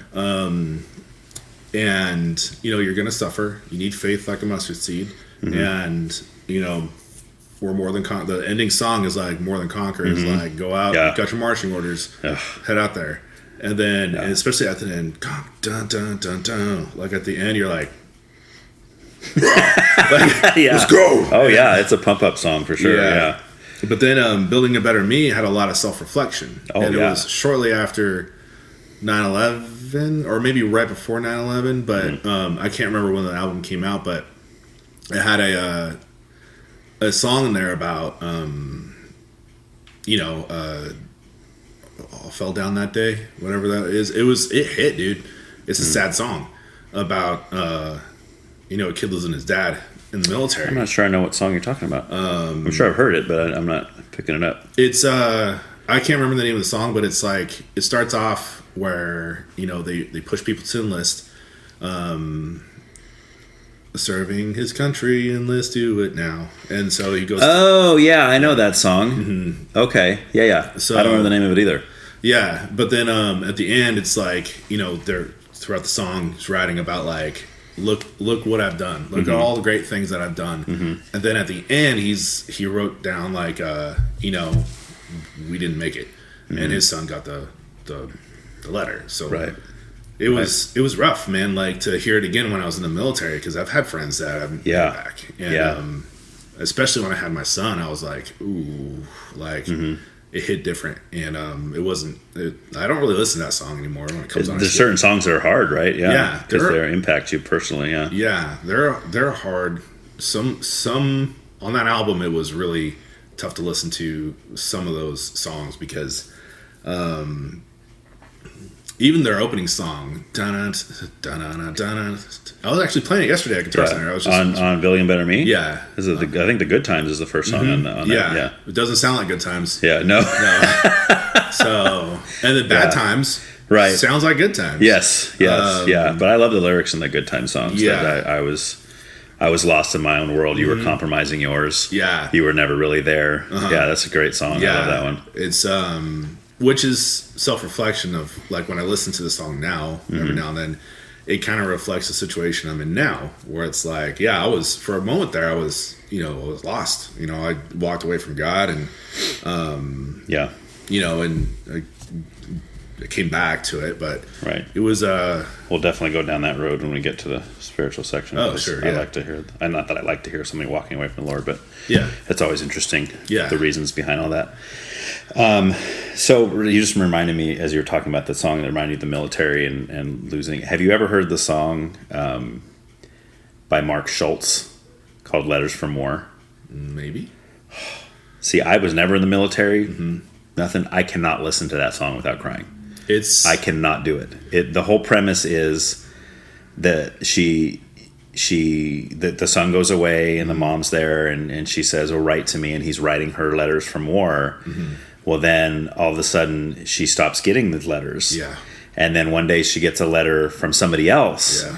And he's saying, we were up on a hill, we were out there alone, and then bombs were exploding. And that's when I saw him. He came back for me. And although he was captured, a man set me free, and that man was your son. Yeah. And he asked me to write to you. So now this guy's writing, dude. And you get to the end of the song, and I'm not going to spoil it for you because you got to listen to it later. But dude, it's it's such a powerful song. And that guy, I don't even know if you know Mark Schultz, his music. Familiar. He's had a lot of radio singing, but that guy, and it's very mellow. It's contemporary Christian music. It's very mellow acoustic guitar kind of singing. Yeah. But his lyrics, dude, I mean, he has a way of just reaching right into your heart and just squeezing it, like Anyway, so that's some homework for you later. But don't listen to it while you're driving because you might get blurred vision and have to pull off the side of the road. All right. So let's go. Can you do like 2-3 favorite MxPx songs? Yes.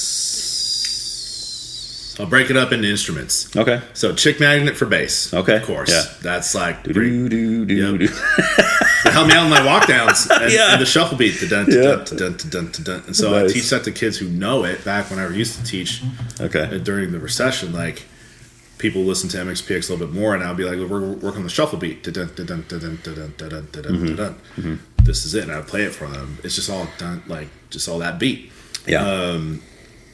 But from Let It Happen, which is like it was like a B-sides album, right? With like all the 7-inch records and all that stuff were on there. Yeah. So there was a song, "Small Town Minds." Love that song. "Small Town Minds" and the one after that. Yeah, First Class Mail. Yes. Yeah. So I can't get to sleep at night. No, that's the other one. No, what's it come out? I can try to get it. "Small Town Minds," and then it goes into this other song. Yeah, I think it's called First Class Mail. Yeah, so that riff is what taught me scales. Okay. So, but it, like I followed it. It's just the minor scale, up and back, and most of the minor scale. And again, I took that and I moved it over to other songs, and I was like, oh my gosh, I think I just cracked the code. But dexterity was there. My fingers already had the coordination, but then I was like, okay, I know octaves. I can go and then do it again. And then again. Yeah. I'm like, you're like, I get it. I could play all these notes. And I can't go wrong. Like, I'm like, look at me go. And so, but that song was just so like in your face type. Like those two songs on guitar, I really like. And then, what was the other? It was Theme Fiasco. From Slowly Going the Way. That's instrumental, right? Yeah. Okay. That was a bass one for me. That was my goal, to learn that on bass. Nice. And I did, and it took a while. Okay. But yeah, that one is pretty gnarly. I like it a lot. Yeah. I like the live version of that one because they play that on the At the Show album. What? I need to listen to that. Yeah, they play that in there, and that's when he says, I think he even pressed it, this is where we got to get a little dirty. Yeah. And it's just totally like, you know, all in it, because that's a very like instrument heavy kind of song, you know? Yeah. It doesn't sound easy to play. It was tricky. There was a lot of movement in there, but like, but yeah, when it goes high up, you know, on the register for bass, and then it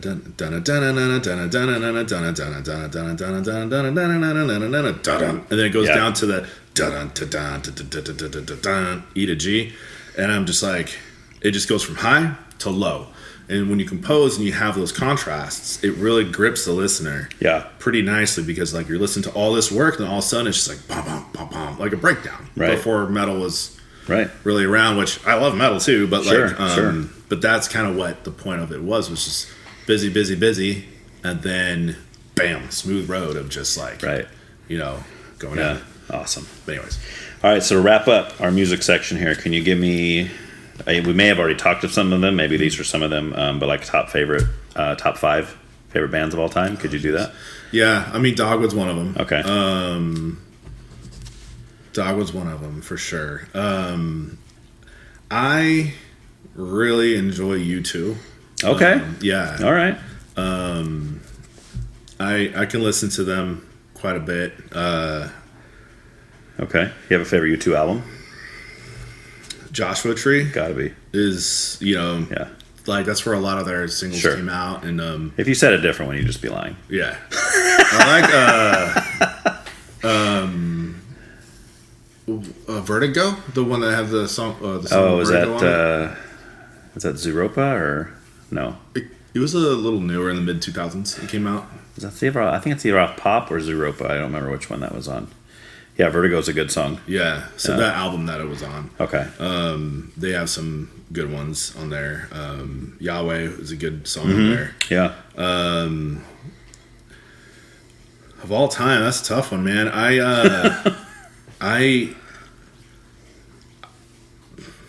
kind of just like them all. Yeah. It's that's rough. Yeah, U2, Dogwood. Just reaching back big time into my memory bank, and also picturing. Go ahead, man. Let's get some reminders here. Go for it. A second. Yeah, you can use a phone a friend. Yeah, help me here. I'm trying to think like what I've been listening to recently, and some of them I'm just like, you know, I think these are my favorite bands. Yeah.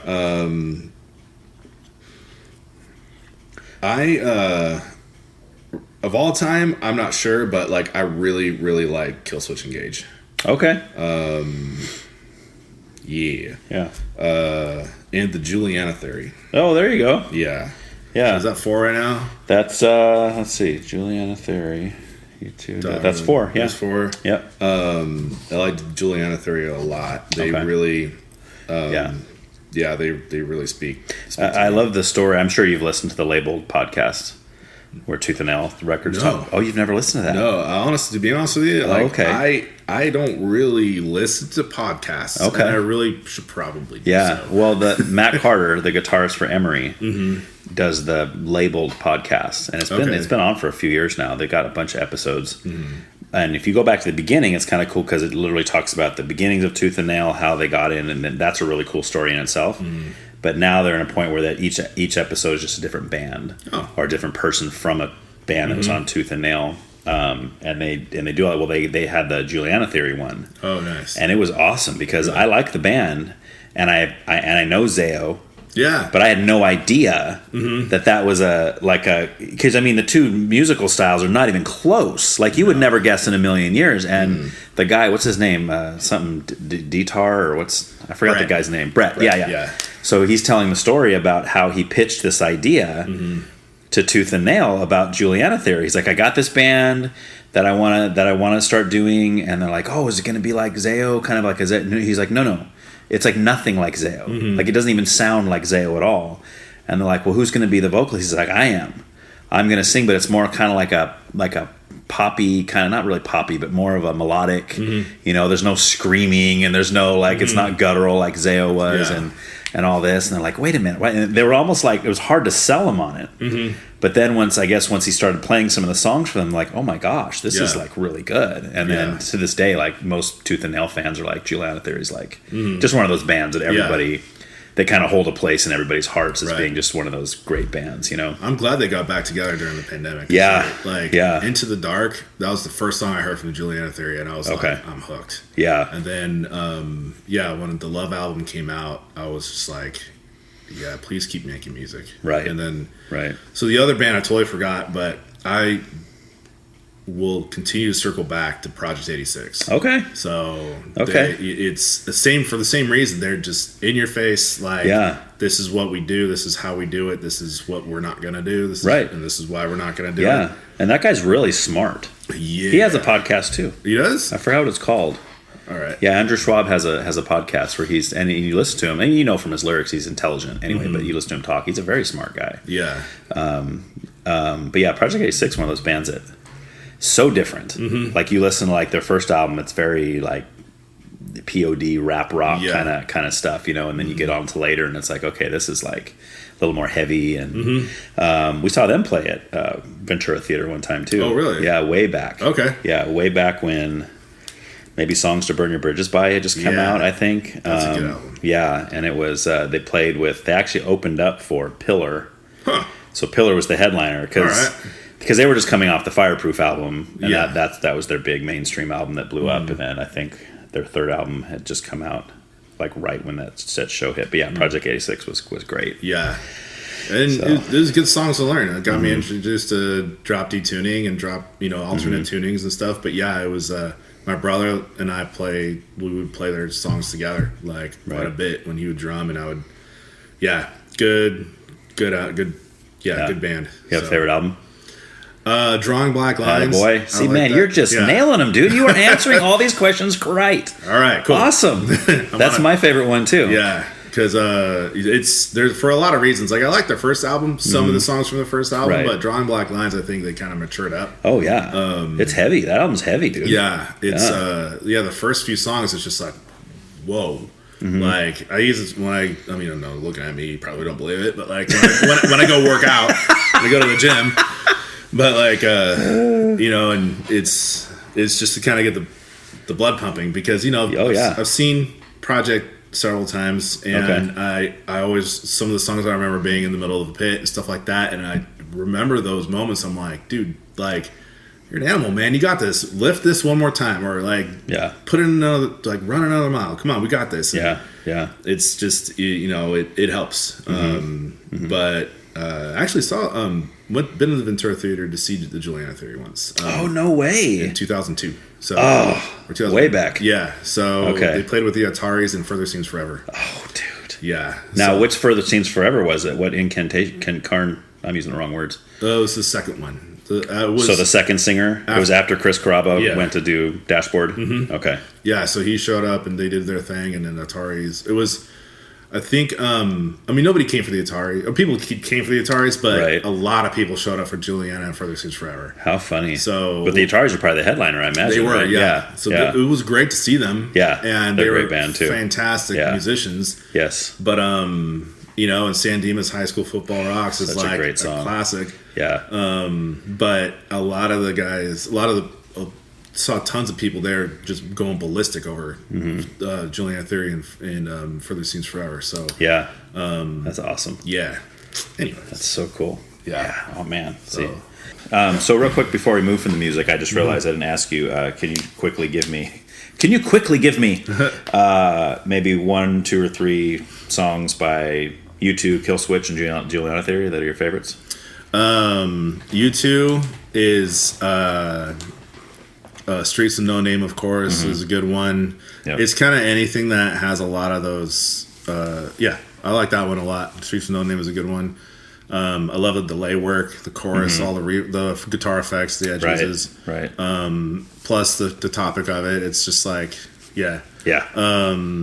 Juliana Theory, I would say Into the Dark. Man, I can listen to that song like 4 or 5 times a day. Okay. So both versions. So there's a remastered or they redid it for the Love album. Yeah. And then Kill Switch. Oof, man, so many. Yeah, give me a few on that because I've heard of this band, but I don't think I've ever really listened to it. So I mean, give me a few so I can check it out later. Yeah. So there's they're not a Christian band, right? But I would say Rose for Sharon is a good one. I really like their cover of Holy Diver. Like they nailed it, and the music video is hilarious too. So they have a sense of humor. Okay. But Rose for Sharon, and then there was another one I can't remember, but the album that Rose for Sharon came from, like a lot of their stuff it's even though they're not Christian, it's not counter that at all. Right. It's just very emotional type stuff. Yeah. So. Well, there's a lot of bands out there that aren't Christian by name, but then years later you find out that some of them actually are Christians. They're just like, well, we didn't want to. Yeah. Okay, so because they're like, first of all, our band is not about being a Christian band. The purpose of it is not to spread the love of Christ or to evangelize or anything. We're just a band. Yes, we're Christians, but they're like, we feel like if we said that, then that would like send people the wrong message, And I realize people have their different theories on that. They're like, well, that's a cop out. You should always say Jesus and everything, whatever. I don't buy that. Yeah. But then there's certain bands that can reflect Christ in their songs without ever saying the name. Yep. Like there's so many bands that I know are Christian bands. Like I always use this example, and I don't know if you're a fan or not. Totally different kind of music than what we've been talking about, but like 21 Pilots. Oh yeah. I love 21 Pilots. I've seen them live 3 times. They to me lyrically they are the most Christian band on the planet. Yeah. Because they get it. They get the battle. They get the flesh versus the spirit and the whole stuff. But never do they say it. They say it without saying it. And they say it in such a poetic, deep way that those that know. Yeah. But then there's so many people that say, oh, 21 Pilots. I'll be like, oh, did you know they're a Christian band? They're like, shut up. I was like, no, they really are. Like, I mean, both those guys are very strong professing Christians, know? And people that understand Christianity to its core will get that out of their lyrics. Like you listen to the song Migraine or Holding On to You or any of these songs that to the normal person is like, oh, it's a song about him having a headache. No, it's not. It's a song about spiritual warfare, big time. So I agree. So anyway, okay, cool. So I'm going to check out some of that Kill Switch stuff for sure. All right, so now we'll jump into politics. Cool. So you dropped your pen with that. Yes, mic drop. So we can go one of 2 ways with this, or both ways. And I'm fine with either. I enjoy talking about both. So there's political in the sense of like I follow the elections, I follow the presidential candidates, I follow the government. I'm into that, talking about who's the best president, who's the worst president, that kind of stuff. Love that stuff. Or there's political just in the sense of like what's happening in our world and why. Right, kind of like because there's always political motivation behind all of that stuff, and people usually fall on one side. We call it right and left, conservative, liberal. I mean, there's Republican, Democrat, right? There's all these different terms. So I'll just tell you off the top of my head, because I assume you haven't really listened to any of these podcasts. No. If you had, you'd know exactly where I'm coming from, but it's kind of fun that you don't. But just on the surface, I definitely fall on the right side of the fence. I don't consider myself a Republican because I don't really like what either one of those stands for, but I definitely fall more on the conservative side of things when it comes to major issues. So maybe just go from there. Kind of tell me like where you're coming from with that. Yeah, man. I mean, growing up Christian, I have those values, but I'll be honest, man, I'm kind of stupid when it came to politics growing up because even in college, I did not know what the difference between a Democrat and a Republican was. Right. I don't think I did either. Yeah. And so I don't think today anybody really knows what that. I don't think Republicans today and Democrats today know what that means. Right. That I agree. So because they both changed so much. Yeah, and they changed based off of, you know, a lot of different factors, especially during the election cycle. Mm-hmm. So the I grew up having a mix because both my parents are liberals now. Okay. They've been liberal for a while, but again, like you said, I don't think they really understand all what liberalism stands for these days. Right. Because they did not like Trump at all. Okay. And you can have your opinion about Trump, but right. or any president. But the thing that and I was kind of leery about Trump. I'm like, I don't know. Yeah. But I think we all were. Yeah. We're all just kind of like, I don't know what to expect. Right. But the thing that I grew up being really into was preservation of humanity, so to speak, but also living in a world that has facts. Okay. That was really difficult for me as a Christian because I like facts. Okay. And I majored in biology. Oh, nice. So that actually was a challenge to my faith, but actually, or I thought it was going to be a challenge to my faith, but there's a lot of things that I realized that were being politicized that should never have been. Yeah. Like when I was learning about evolution, I was like, why was this ever a big deal? Yeah. Like in the church. And nowhere does it say men came from monkeys. It's like, or we came from a primordial ooze. Like, in fact, the textbooks that I had mentioned that Homo sapiens, as we know them, today as us, they can't find anything before that appearance 300-something thousand years ago. Right. There were other primates, Homo erectus, Homo neanderthalis, and all that.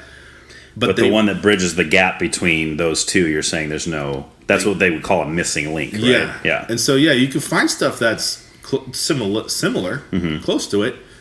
It's not the same species. Right. And a species is a species, and it keeps being a species because it can mate with other organisms from that same species, have viable offspring that is self-sufficient, it can survive, and continue to mate. Sure. For generations. Right. Like a mule, for example. Yes. Can't mate or can't have offspring. Right. So, like, that's kind of where you're like, okay, well, what would we call this?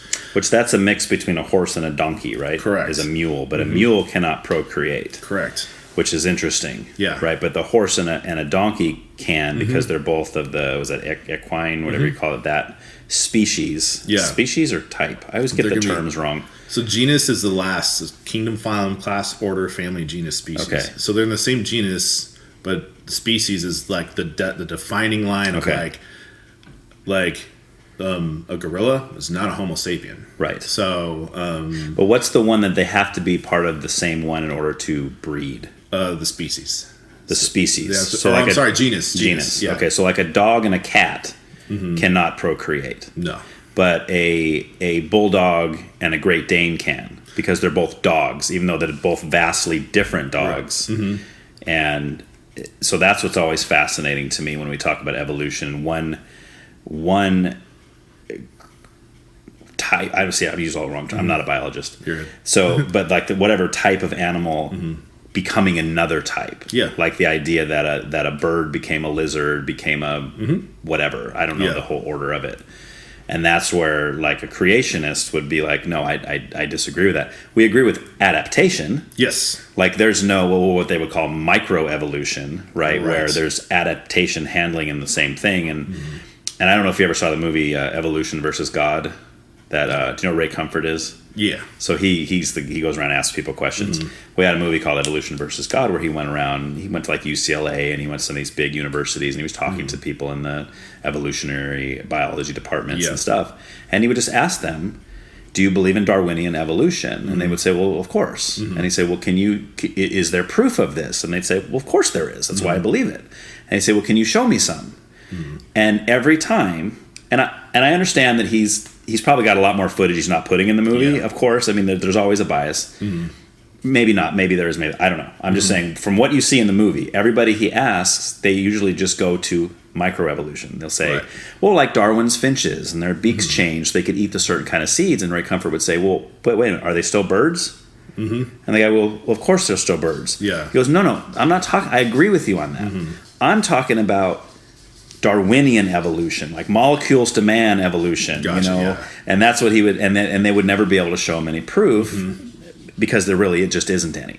Right? It's a theory of evolution, right? So and that's the thing that I loved about theories, is that theories are constantly changing. So there's laws in science, like the law of gravity.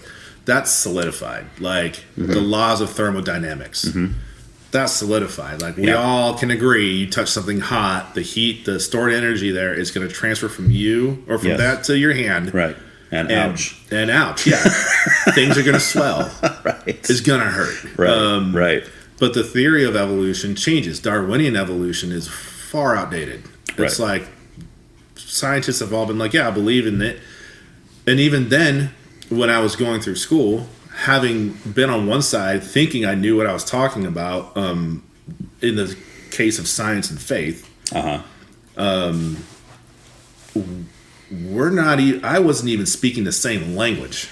Like, I would say things like, people would, I would think a theory is like next to false, but it's only like, it's like 10% away from being a law. Right. But it's not. Yes. But it probably will never be that. Right. Because it can't be 100% proven. Right. That's why you have music theory. Right. That's always changing. Of course. Yeah. But don't you think that, is there really anything that can be 100% proven? Like, people use gravity as an example. And they say, like, every time you drop this ball, it's going to go down. And you can do that. Let's say you do that your whole life. You live to be 112, and you just do this every day. Every time it goes down, you record all your issues, all your findings. And then let's say your son takes over when you die, and he does it. And then his son. And let's say you do that for 1,000 years. Even then, you cannot prove that at one point you could drop that and it could go up. But it's a matter of probability, right? So you can't say 100% certain that it's going to go down, but you can say 99.99999. Right. But you always have to leave the door open for that possibility, because who knows? Right. There's all, I mean, in the minutia, the nuances of how, like, for example, how gravity works. It's like, we understand the rate of of the force of gravity. It's like 14.2 feet per second or something like that. But then there's gravity outside of, or in areas that we don't have an understanding of yet, like outer space. Okay. Like gravity on the moon. What's that like? Right. Gravity in black holes and wormholes, and how does gravity work when things are entering the atmosphere? There's all those little things that, should we be calling this a law? Because things are going to change as we continue to understand it better. Sure. And that's science. That's science. That's the way science should be. It should be open to change, because the more you learn, the more you change. Right. Or at least the more you should change. Yeah. Some people are stuck in their ways in certain things, even in religious communities. Like, nope, no evidence is ever going to convince me. No, don't be like that. Yeah. And that's kind of how I approached evolution, because I was like, I had it in the church, and people were telling me, this is what evolution believes. It's of the devil. And it actually made me more impressed with God's design. How God designed organisms in general. Because, like, just understanding how a cell functions, understanding how a population of an organism reacts, and how, from a grander scale, how an entire ecosystem interacts with each other. Right. It's like one little thing can be off and it gets thrown out of balance. Yeah. And that happens. However, that is constantly not happening a lot. Like in your body, you have, every cell has an electron transport chain during your metabolic processes, and there's 20 something steps, or however many steps in an electron transport chain. And if one of those were to hiccup, you probably die, Yeah. or at least have organ failure or something. Right. And all of your cells that make up your tissues, that make up your system and organs and stuff like that, they are all doing that thousands of times a second. Yeah. And to have that it's just all automation. Right. To me, I was like, oh, Yeah. okay, so I should take my electrolytes. Got it. Well, it almost makes you believe that there's a God. Yes. So almost, right? It almost gets you there. So, and some people are like, well, that's, Yeah. we're a complex organism. Oh, And totally.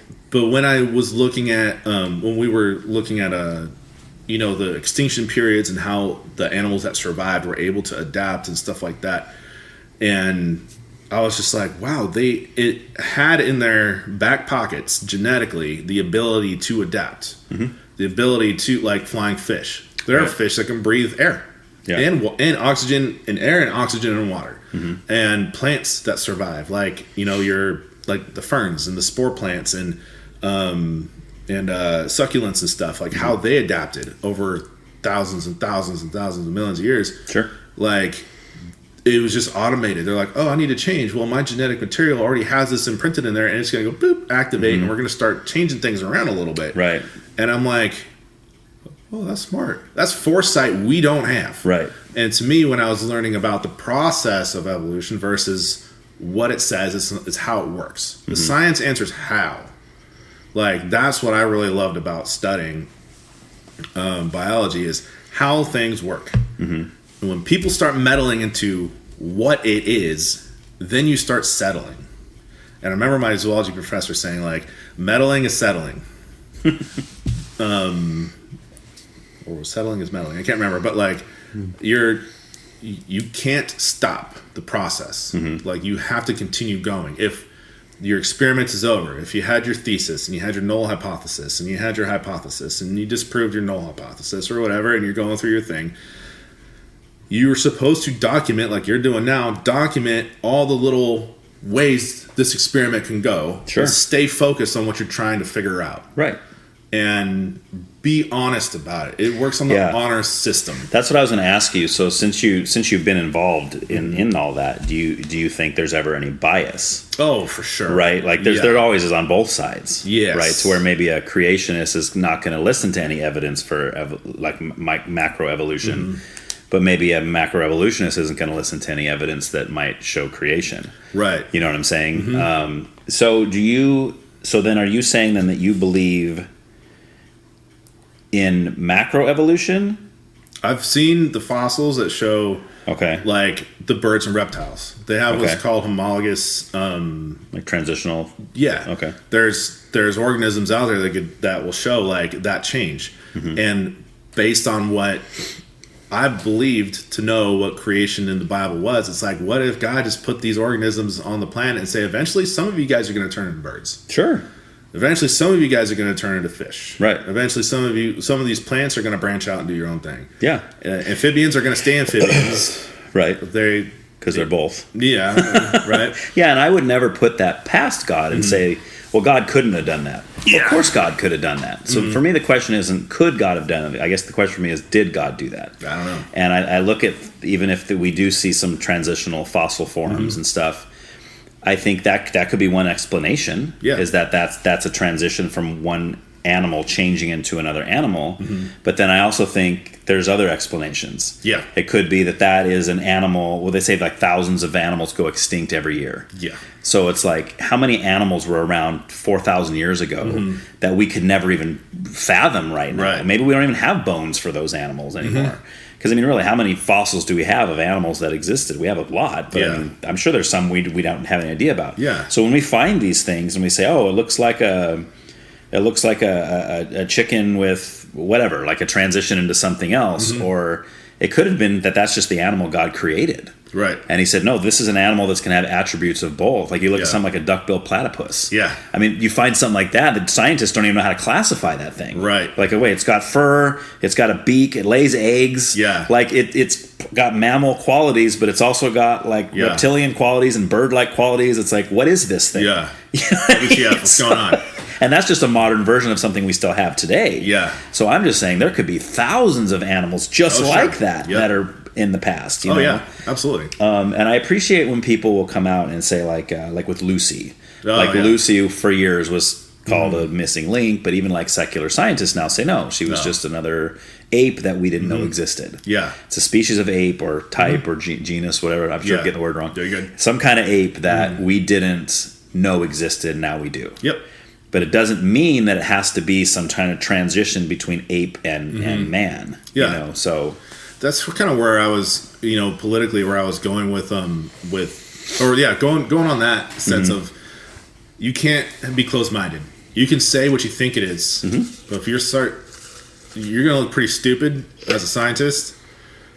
And I never really was a scientist. I studied science and turned it into something else. But understanding that if you're putting all your personal stock into something and saying this is it, and you and the community and the society at large have the capacity to understand that, and they don't have the capacity to understand what else it could be, there's no fault on that.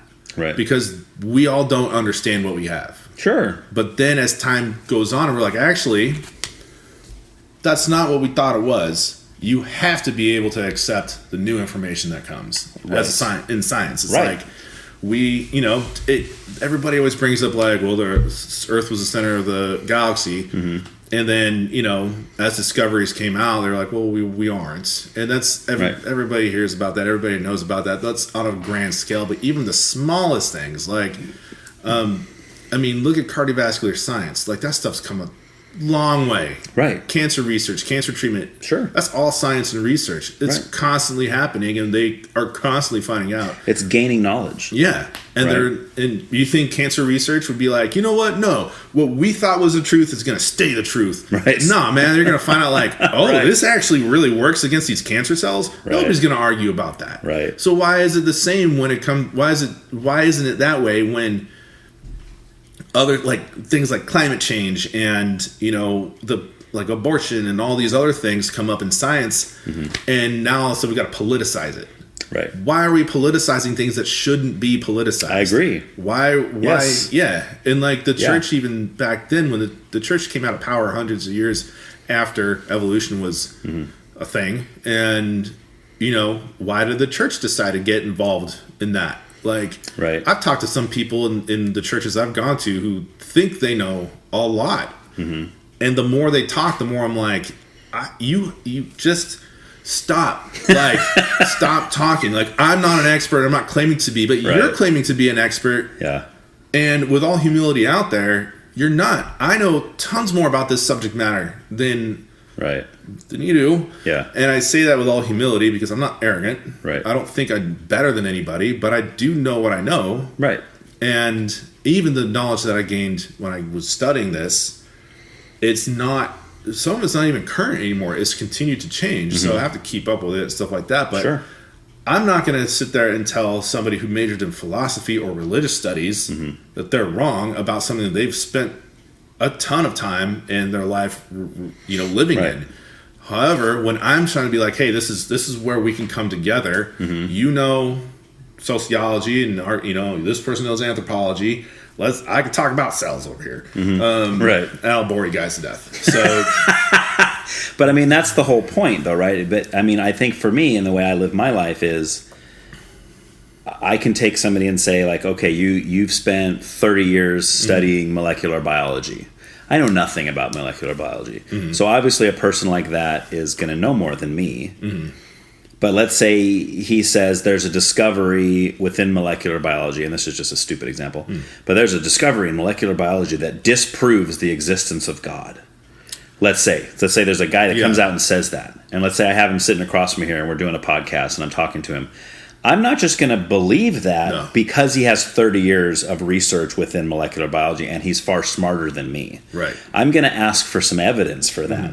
Now, if he has compelling evidence that there is no God, I'm done. I will abandon the whole belief system and say, okay, well, you're right. There's no God. But it's going to have to be evidence. It has to be more than just saying, hey man, I'm smarter than you, and I went to school for longer for this subject. Because as you already said, there's bias and all of that, and there's all of that. But ideally, that is the way it should work. We should have the guy that's studied in anthropology, the guy who's studied in biology, the guy, and these are the people that should be unbiasedly looking for the truth in things. Right. Right? Mm-hmm. And I think you mentioned a minute ago about like the religious people today when evolution came in and they kind of fought against it and the whole deal.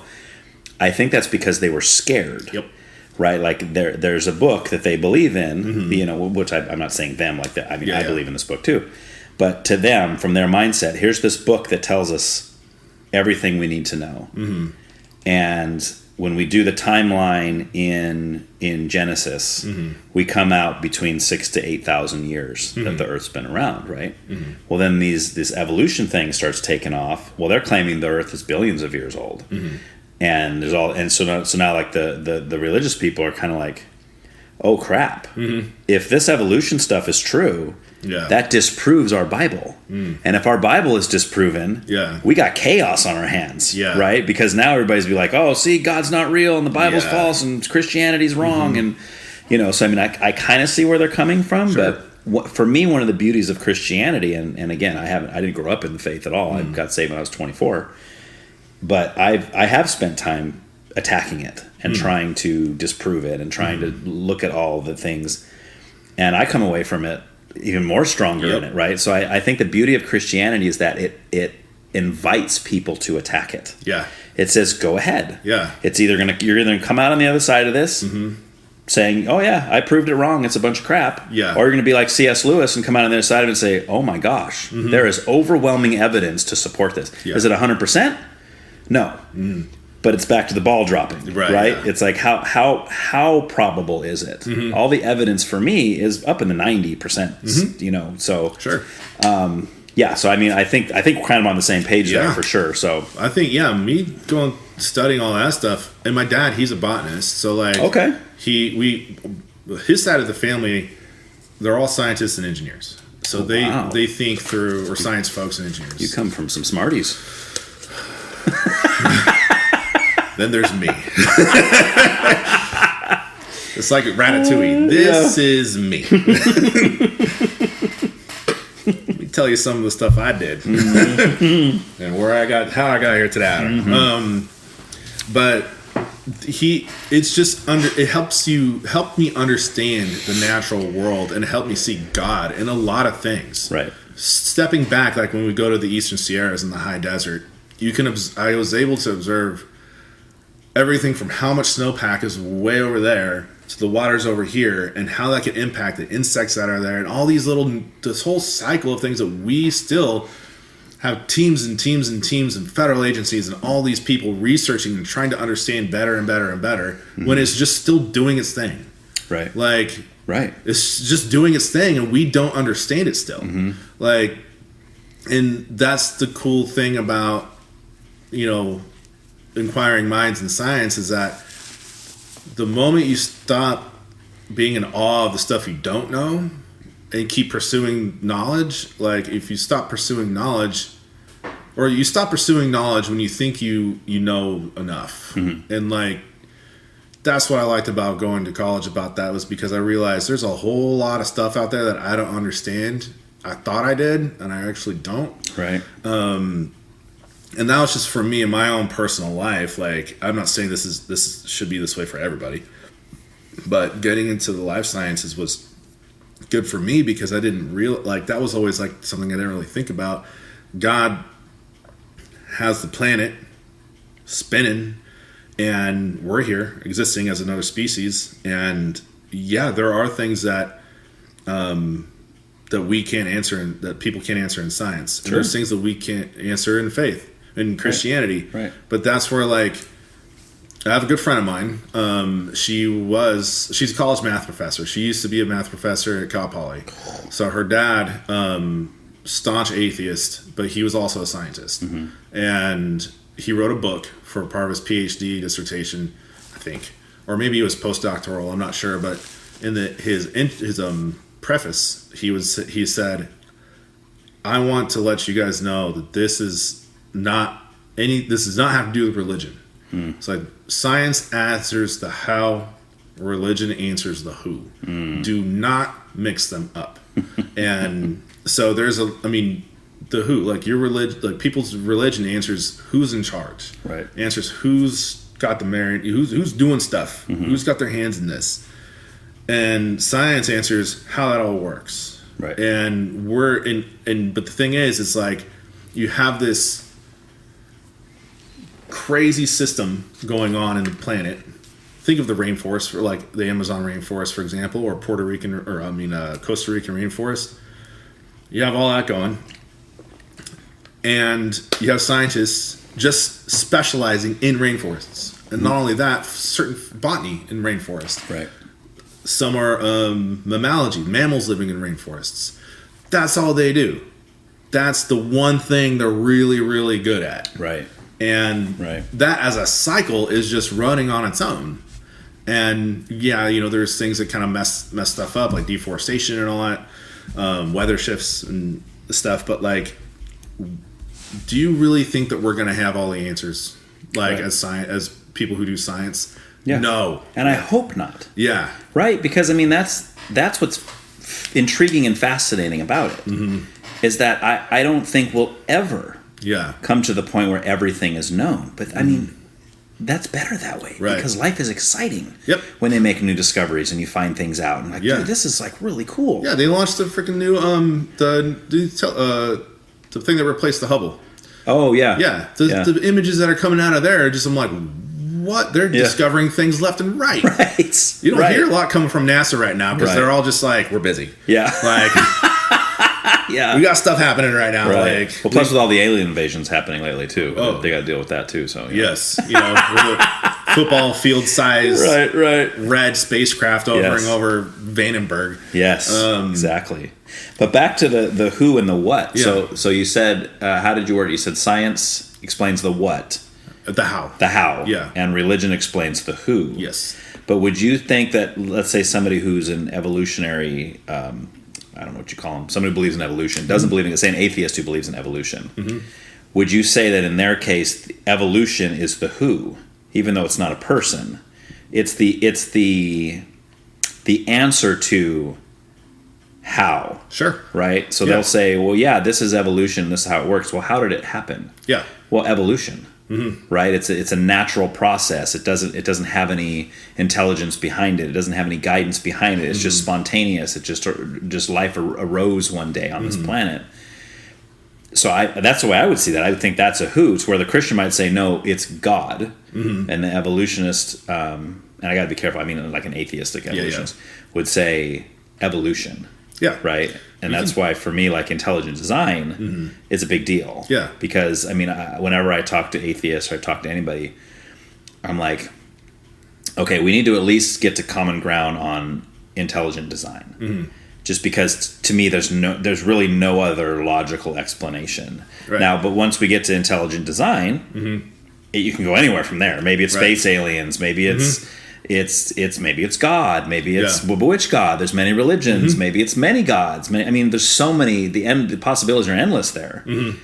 But I think we need to at least come to the point where, like, okay, like you were saying, like you look at everything on the planet and the way everything works in harmony, and the way that the same examples I always use is like we're humans. We just happen to need a certain combination of oxygen and things to breathe, and what do you know, the earth just happens to have that.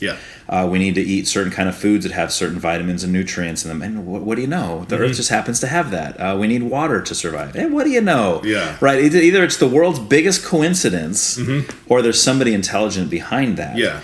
But then you hear, and I'll listen to a lot of debates, and I'll watch a lot of atheistic talk shows and that kind of thing, and I have the one guy, he's got a weird name, he's got a big beard, but I forgot his name. He's got a strange name to where you wonder. No, it's a name where you think to yourself, I doubt that's his birth name. It's probably just maybe his internet name or whatever. But he's a well-known atheist. Okay. And he was in a debate with somebody one time, and he kept talking about chaos, because I think he was debating a Christian. I don't remember who the Christian was now, but the Christian was making the point I was just making. Like, if there's no intelligent designer, why is there so much design you see in the world? And he's like, I don't see design at all. I see chaos. There's just nothing but chaos. Yeah. And that kind of flabbergasted me a little bit. Yeah. I was like, you don't see any design at all. But then he would start bringing up things like, well, what about cancer? And what about diseases? And what about children dying when they're 6 months old? Or what, and all these things that are happening. I'm like, well, that doesn't imply no intelligence. Right. You know what I'm saying? Or nor does it imply chaos. Mm-hmm. So anyway, I mean, I know I just threw a whole bunch of things at you. No, that's fine. But what are your thoughts on some of that stuff? No, that's cool.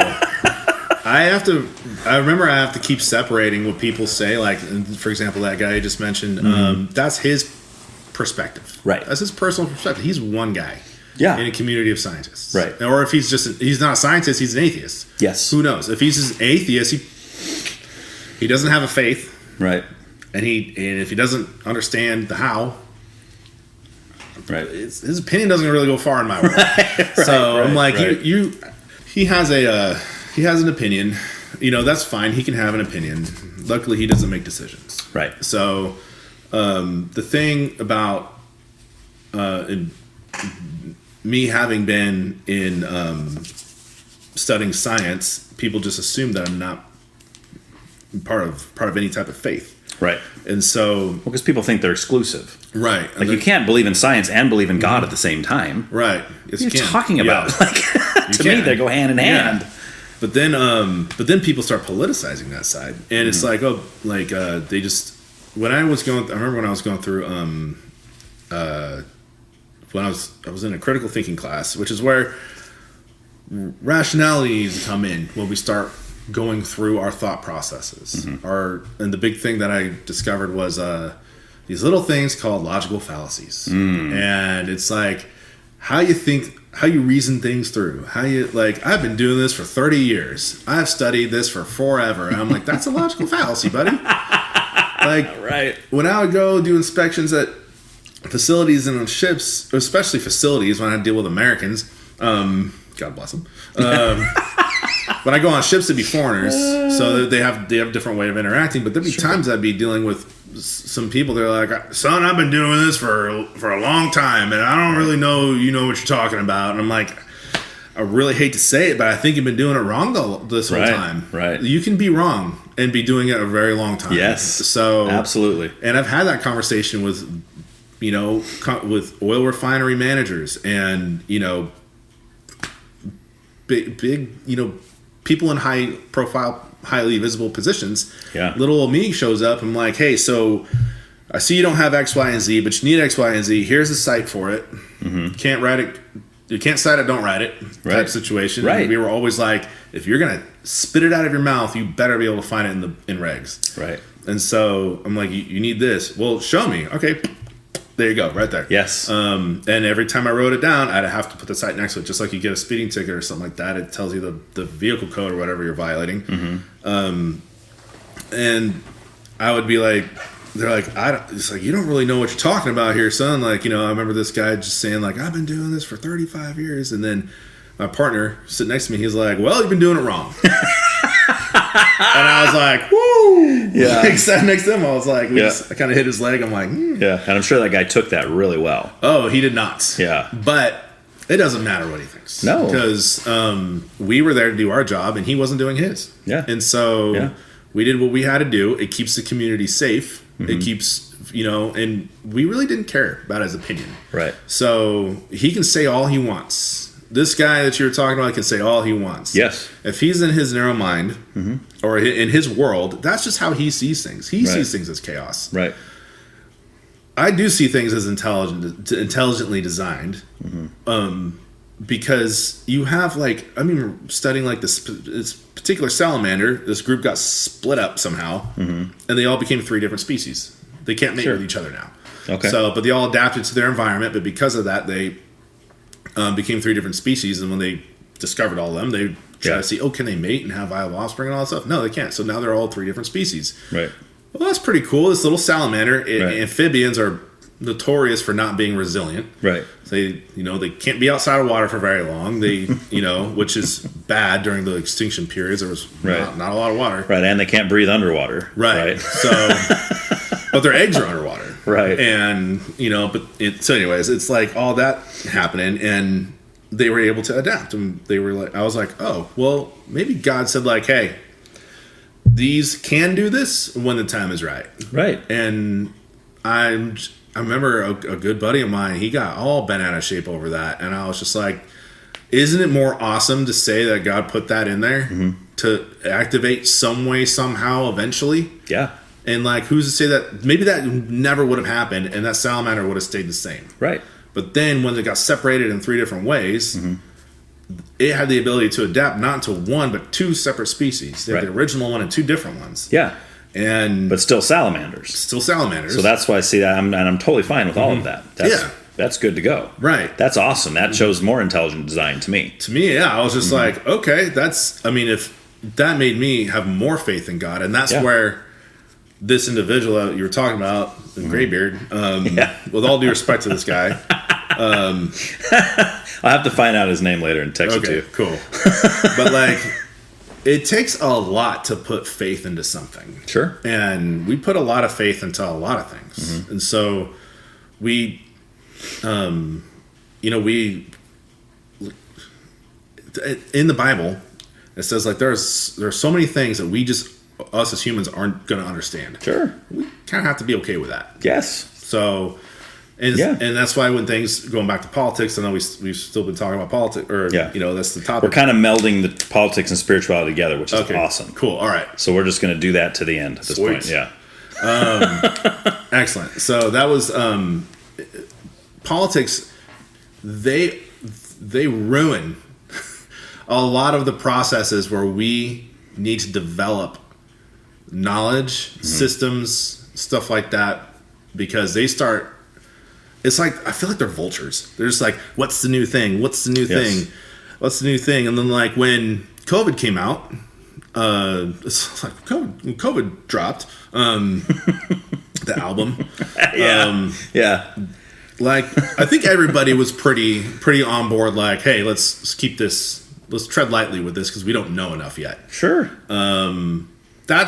Which is smart. Yeah. Cautious. Absolutely. That's the science working. It's like, hey, we are rational brains, right? Right. So working there. But then the vultures came out, Democrats and Republicans. They're like, how can we, there's a new one. COVID. Yeah. Like, how can we use this to our advantage? Yeah. Abortion was the same way. Yep. And like, when I was going through school, I'm like, how is everybody arguing about what abortion, if this is murder or not? Or if this is a baby or not, because Princeton in 1999 came out with, there was a PhD in her postdoctoral research. This is back in 99, and was able to determine at fertilization that once it fertilizes, it becomes a zygote. Yep. So we got the gametes, the egg and the sperm. Yep. They meet, it becomes a zygote. A zygote is considered its own organism. Yes. And genetically speaking, scientifically speaking, it is a human. Right. It has, the combination of chromosomes right there. Yep. And that's where I'm like, I'm not understanding how people are saying this is not its own organism. What's the organism? It's a human. So how is this not murder? Like, how is this not killing something else? Well, that's the point you're making, though, right? Is because it became political. Yep. It became a matter of women's rights and feminism, and not focusing on the science behind it. Right. Because it's almost irrelevant, and that's why when I've gotten to this discussion on the show lots of times, and that's kind of where you always have to come to when you're talking to somebody who's pro-choice specifically, and you have to get to the point where like, okay, when does life begin? Yeah. Because most pro-choice people would say, no, it's not okay for you to kill your baby.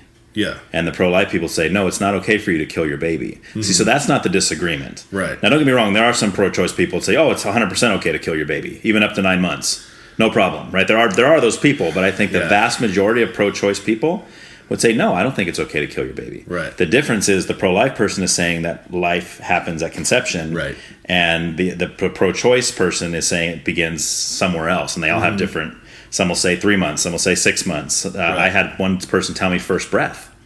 Yeah. Even. So saying that's when life happens, when they take their first breath. So I mean, that's birth. I mean, that's like 9 months of a baby. So that's right. Okay. Yeah. I mean, So I'm agreeing with you as far as it becomes political. To where you're even saying, and this, if it's the same study I know of, in the one you said in '99, this wasn't a religious scientist. This was a secular scientist that was doing this study and being unbiased, like we were just talking about. That's the way you have to be. Okay, well, the research I'm doing and the evidence is showing that this zygote is a human life. Yep.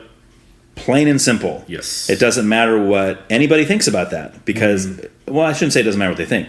If they're going to come in and say, no, it's not, you need to show the scientific evidence that it's not. Burden of proof is on the person. Exactly. Yep. Because this first person who did the study is showing scientific evidence that it is alive. Yeah. So someone saying, no, it's not because that's dumb. That's not an answer, right? No, it's not because I disagree with that. Yeah. All irrelevant. Yeah. You need to show evidence that it's not a human life. That's what we're talking about here. Right. Oh, a woman's body, my body, my choice. Again, different conversation. Right. Right. We're just talking about, is this a life at a zygote or is it not? Right. But nobody can stay there. Sure. Because they get all political with it, right? So, yeah. And I really think, political parties, they, like take 9/11, for example. Everybody was united after 9/11. I graduated the year 9/11 happened. Graduated high school. So I was scared. Yeah. Hopeless. I bet. I'm like, oh. And all my friends that were in the military that joined, the year before or that year even. Right. In summer break. And then 9/11 happened. We were all united.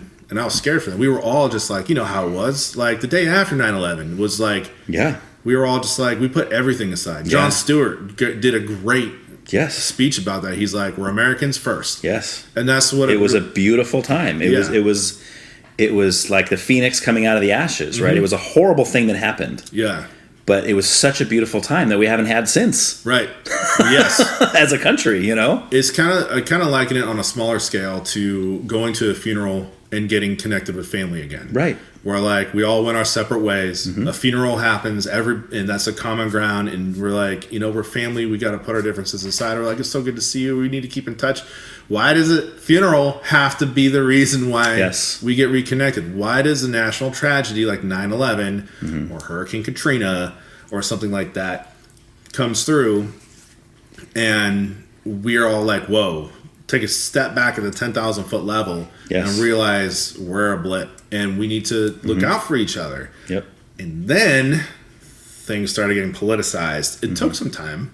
Right. But Columbine, that got politicized. Yeah. It took some time, but it happened because they're like, let's let the dust settle on this one. Sure. Like, too soon. Too soon. We'll make it political in about a year. So, but COVID, they were just like, let's politicize it now. Yes. Just about. And I'm like, right. And then, so when things started coming out, like mask wearing, I was like, wait, like, I know that like if the Joint Commission, which accredits hospitals and healthcare institutions, goes out to do an inspection, or an audit, should I say, or the health department goes out to do an inspection on a hospital. Right. They see a nurse go from the ICU or the NICU to the ER, just for example, or to another department, for example. So it doesn't have to be the ER, because at Marion, they're floors apart. And they don't change PPE. That's cross-contamination. Right. That's not allowed. Right. You go from one patient to another, you change everything out. Yeah. I had to respond to somebody with C. diff, and so, which is a very contagious diarrhea disorder. Ooh. It's bad. And they were popping off when I was working as a guard at Marion. And so I had to like get into like disposable scrubs and like one-way breathing apparatus or one-way breathing fabric and stuff like that. Like a hazmat suit? Kind of, yeah. So to go in there and put hands on them. Right. But it was like very, like they were sensitive about PPE back then. Right. Even if you touch the outside of your mask before COVID was well accepted in the medical community. That's a contaminated surface. Right. Your respirator, when I was in the Coast Guard, we had all the way up to the spacesuits. I was trained to do that. The atmosphere, like the like unbreathable air kind of stuff. Yeah, it was all forced air. Okay. We created our own atmosphere. because when we go into a situation, we don't know what the atmosphere is like. Right. 18 to 22% oxygen is what it should be, but if we go into a place with 6, we need to have our own oxygen. Sure. If that's different, and we don't know what kind of gas is in there, it could be burning your skin. Who knows? Chlorine gas could, settle down, or powder or whatever. All these factors, you don't want to have that, so you go in there, test the environment, and make sure it's okay. Come out. Oh yeah, it's fine. You can go in there. Right. But like the respirator, the passive air respirator, that surface is contaminated. We know that. Everybody in environmental health and safety knows that. Why all of a sudden are we giving out N95 masks and reusing them like crazy? It's like it's trapping all the nastiness. It's like, I have a mask. Yay! However, it's got 3 weeks of contaminants on the outside when I'm safe. Like, you're out of your mind. Yes. Like, I'll play the game, but like, and when cloth masks came out, sweet Jesus. Like, yeah, those are great. Those are amazing. It's like... People made some money on those things. Oh, gosh. I mean, just like... There's no seal. There's no. And it's fabric that we all know it's not engineered for microbial barriers. You can't do that. Right. So that's what's frustrating is that everybody knows that. Right. Yet even now they're talking about, because of the new variants that are rising. Oh, here comes the masks. Nope. What are you talking about? Yeah. It didn't work the first time. It's not going to work now. Right. And so when COVID hit and it became politicized, then all of a sudden the science, the how, went out the window, and politics made people stupid. Yes. So, or they followed that cause blindly. Yeah. Both ways. Yes. I'm like, dude, like self-preservation should be your common ground here. Right. Let's not throw that away. And being a society during a really rough time, I mean, because it was like Chinese water torture, like a trickle during that time. Like, some people can handle being inside 3 weeks, 3 months, 6 months, a year. And then you go back to work. And then all these things are in place. My kid was a COVID kid for kindergarten. And I felt so bad for him because like, he was so excited for his first day of kindergarten. We had the laptop, we had everything going. He had his little crown on. He was like, yay, I get to be with a bunch of other kids. After he got done, he was crying. It hit him hard. It broke my heart. I was like, still have some sailor talk in me. But in my mind, I was like, this is like, screw this. Right. Like, this is not good for kids. Right. And I was just like, there's got to be a better way. Yeah. Like, what we're doing now isn't working. And the reason why it's not working is because it got politicized. Yes. So... I don't understand political parties and why they have to have their core values. It's like opposite teams. So especially two parties, because it's like a house divided will not stand, a kingdom divided will fall. And even then, in politics, people start focusing so much on the presidential election.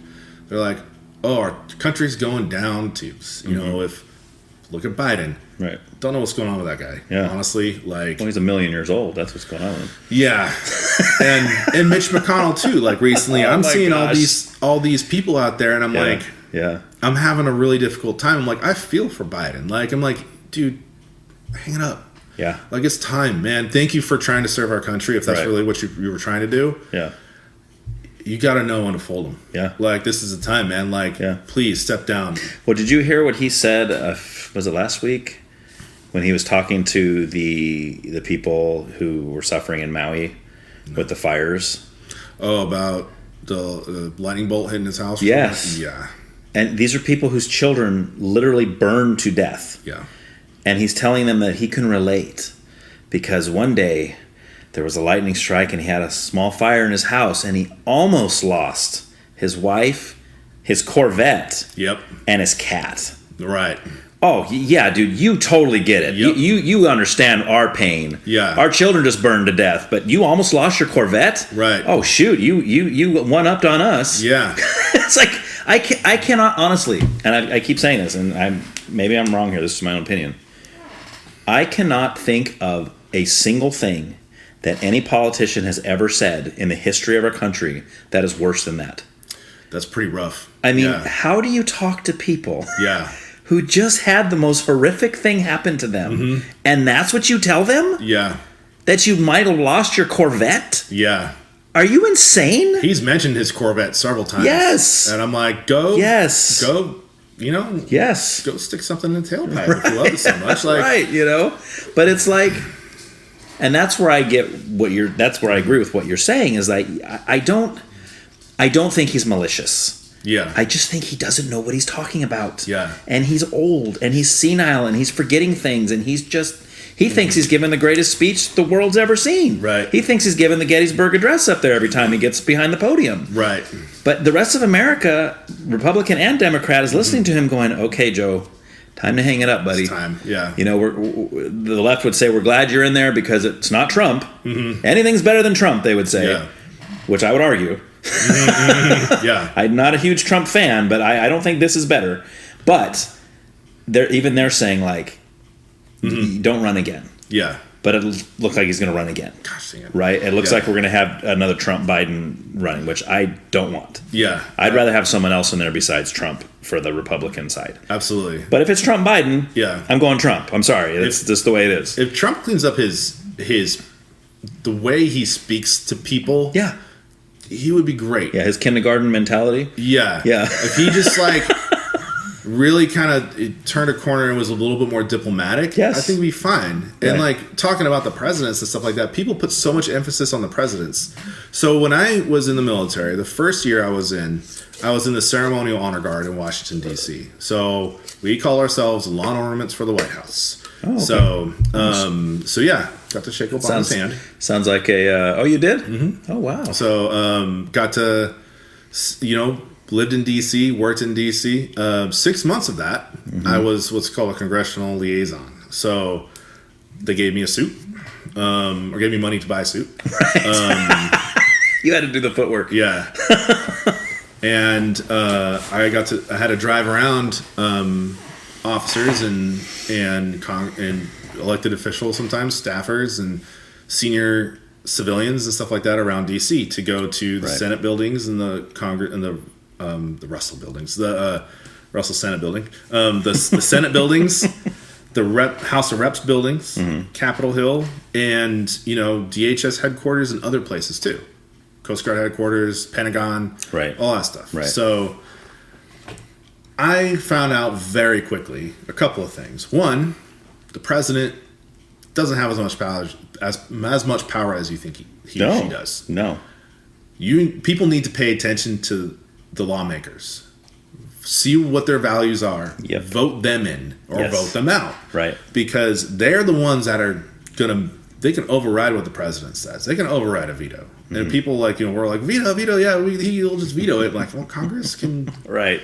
Congress can do a lot. Yeah, he's not the god of the government, right? No. He doesn't have the end all say so. Yeah. So pay attention to those people. And you will notice a lot of those elections are very not as highly visible as the presidential election. Right. That is a dog and pony show going on. It's like, and smoke and mirrors all at once. Yeah. It's just like, this is what matters. And then there's like all this going on. It's like, okay, who's going to vote? We're going to do this. We're going to, Congressman this, Senator that, going to get elected. And then they're the ones they're the ones on the committees. They're the ones on the subcommittees. They're the ones doing all this stuff.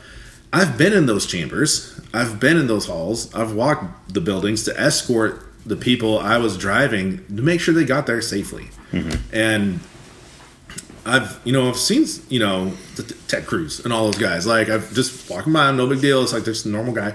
I've seen them. And like, part of me is just like, again, like when I was studying biology, I was like, why don't people understand this? Like, why are people not focusing more on this? And people back home here, where I'm from, would go off about certain hot-button political issues, and I'm like, go do something about it. Right. Like, voting is one way. Sure. Public protest is another. You know how many times I saw public protests in Washington, D.C.?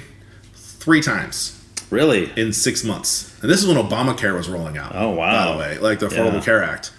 And that's when everything was rolling. And there was one protest of like 80 people for that when it first started rolling out. And it was like, this is the place where it should be happening. Sure. And even then, sometimes the lawmakers are, really old.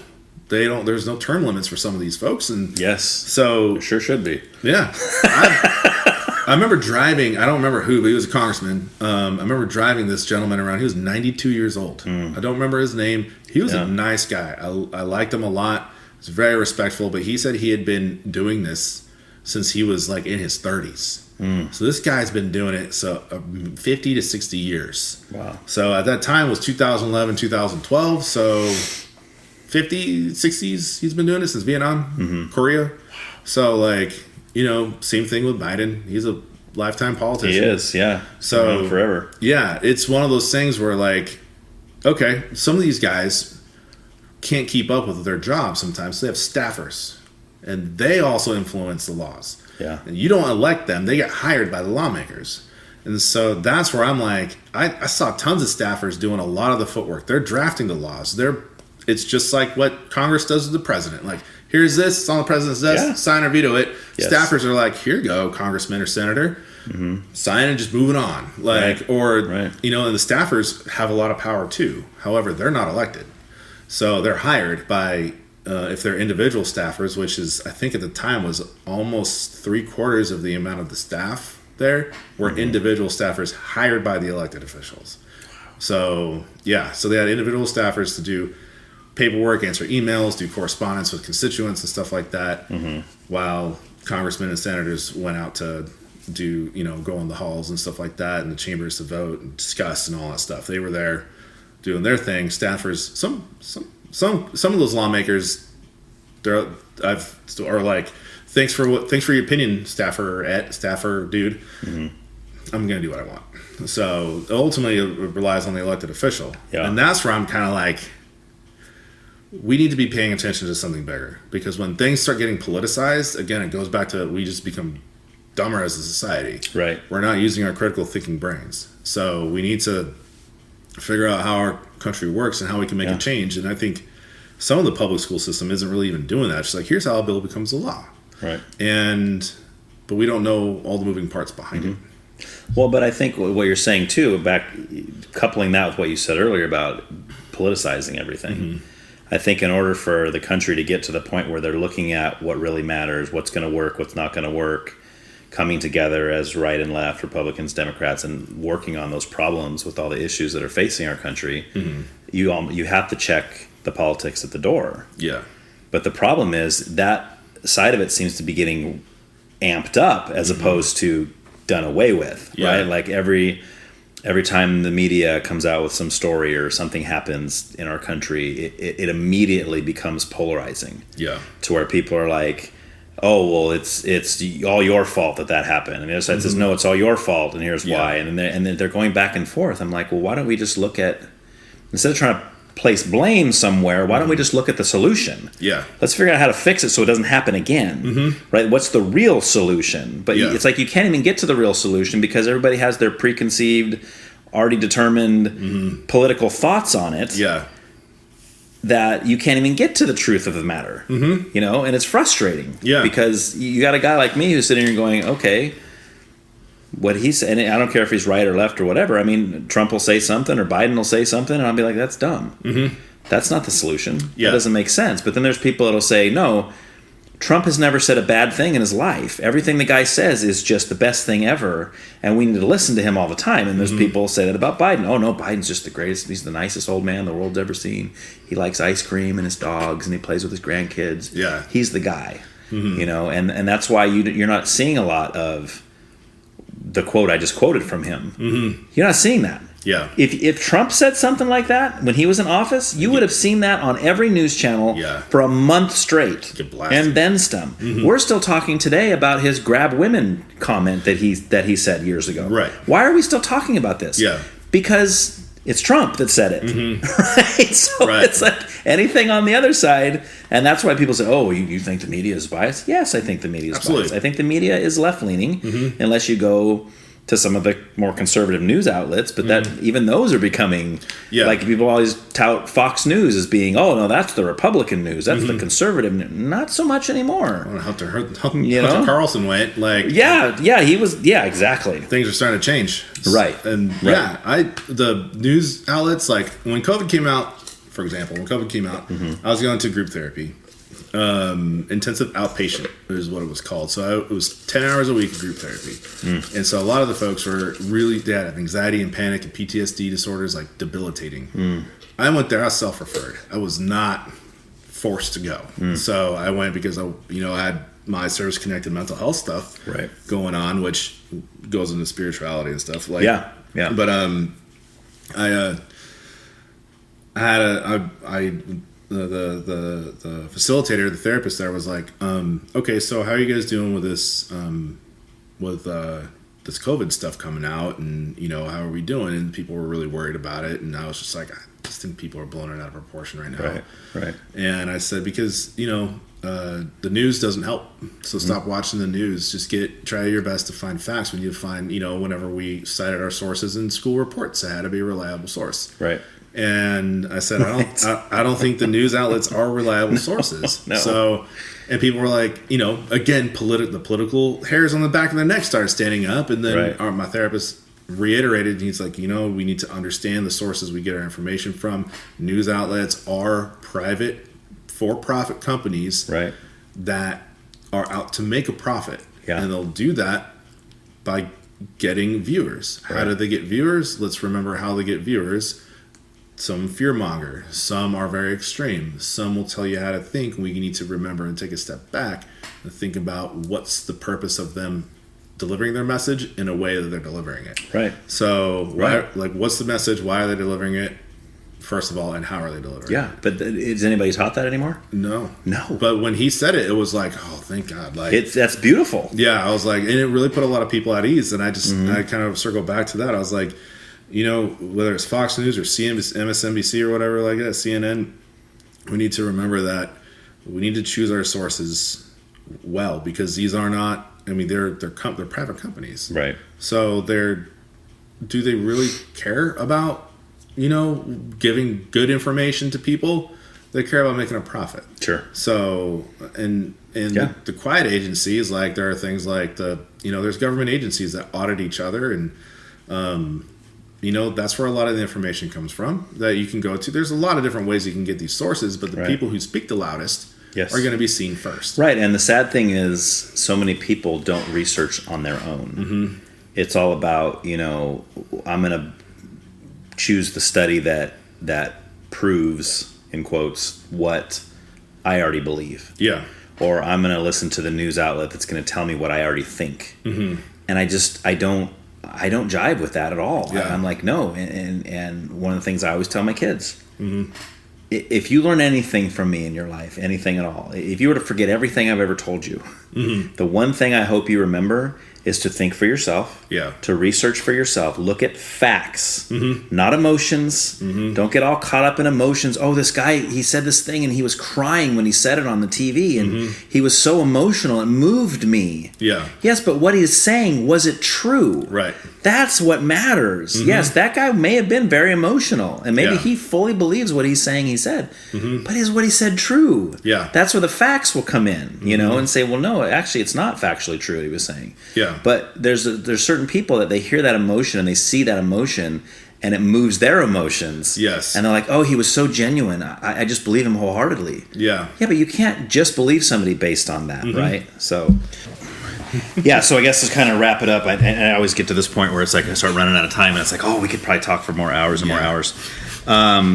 So to kind of delve back into the spirituality part of it, I know we've already been talking a lot about that, which has been awesome. Yeah.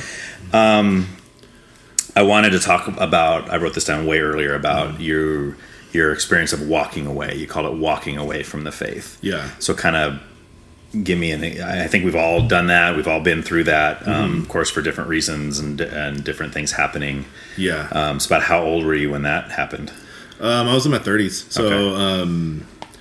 I was in the Coast Guard, and I joined because I felt like I was led to it. There's a few times I feel like God gave me direction instead of giving me a choice. Right. But in this case, he said, like, go this way and I'll bless you in it. Joining the Coast Guard, because I was, my wife, she has a physical disability that needs health care, and I don't want her to have to work and all that stuff, and that was the case. And by joining the Coast Guard, gave me a lot of opportunity to be financially stable and all that stuff. So I joined for all the right reasons, I thought. Not only that, but I'm a protector at heart. Right. Like, I'm not one to really join being an infantryman in the Army or in the Marine Corps or, be the tip of the spear, so to speak, overseas. But it's a little different when, we're doing search and rescue and law enforcement and, when I'm pulling people out of the water and, I'm like, that was, to me, I was like, that was really my faith at work, my belief in God to serve others when I'm pulling, I'm reuniting father and son and stuff like that. Right. So to me, I was like, man, like God was like, you keep doing what you're doing and stay the course. Sure. But during that time, my wife was dealing with some mental health issues, and she ended up, it got dark, and along with her physical issues, and I was just like having a hard time with that. Sure. And so, and then I changed careers in the Coast Guard, or changed career paths.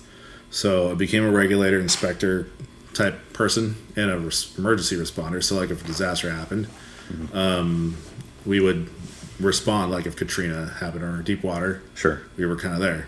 I was in the rating, the job specialty that was that. So I went into that career path in prevention, which means I made sure that bad things didn't happen, and if they did, the response side of our job would go in and do it to clean the mess up. And so within 6 months, I moved across country from Virginia to Seattle. Oh wow! We had a child, and I changed jobs. So a lot of differences happening there. Yeah, and we were told we didn't have much hope of having kids. We were just like, all right, well, Jesus take the wheel. If it happens, it happens. But like medically speaking, like you guys were told you probably wouldn't have kids. Yeah, I mean, she's got some. It was the chances of her being able to keep the baby were pretty. Right. The miscarriage chances were increased, right, based on some of her conditions, and only one of her ovaries was working, and all that stuff. So, all that stuff. So, yeah, the chances were slim, and we ended up having 2 kids. That's awesome. Yeah, that's so awesome. But then when we had our son, I started, paternal postpartum stuff started setting in, and then it turned into major clinical depression, and then suicidal ideation, and then I had a plan, and I almost executed it. Oh, wow. And then, but it was in the house, and after everybody went to bed, and then as I was about to, do the deed, I heard my son cry in the middle of the night. So I was like, oh my gosh. So dude. I put all the stuff back. I'm like, all right. Went in there, gave him a bottle, put him to sleep. Kaylin was still asleep, and put him back to bed. And I was like, all right, another day. And that's what started the med board process. Okay. Well, like that's how it all, I went in, I self-referred, got all the pills, got all the therapies going on. Sure. But in that process, I got diagnosed with a psychotic mental health disorder. Okay. And ended up not being the case. So, but I was being treated with antipsychotics and stuff they would give patients who, like schizophrenic patients and stuff like that. And the thing is about those pills is that if you don't, or antipsychotics are dopamine blockers. So, or they, dopamine blockers, I think. Yeah. So they try to regulate your dopamine. So you have serotonin, norepinephrine, dopamine. They all work with your mood and behavior and stuff like that. Right. So antidepressants usually work with norepinephrine and serotonin. Dopamine, quite haven't figured out what the cause of schizophrenia and psychotic disorders are, but dopamine so far is as far as they've gone. Scientists, right? Right. So, and the thing is if you're off balance and you need those pills, they'll make you better. There's ways around it. Like there's tons of them out there. Each person responds differently because psychiatry is still very much in its infancy. We were doing lobotomies within my grandfather's lifetime. Oh wow! So I mean, psychiatry was, as a modern medical practice, it came out of the Stone Age 50 years ago. Totally, yeah. So antipsychotics came around, and so I started taking them, and I gained a bunch of weight from it. I mean, I'll take responsibility, right? I like beer, I like pizza, but gained a bunch of weight. Because if you don't need those pills, those antipsychotics, and you take them, you will start having those symptoms. Really? Yeah.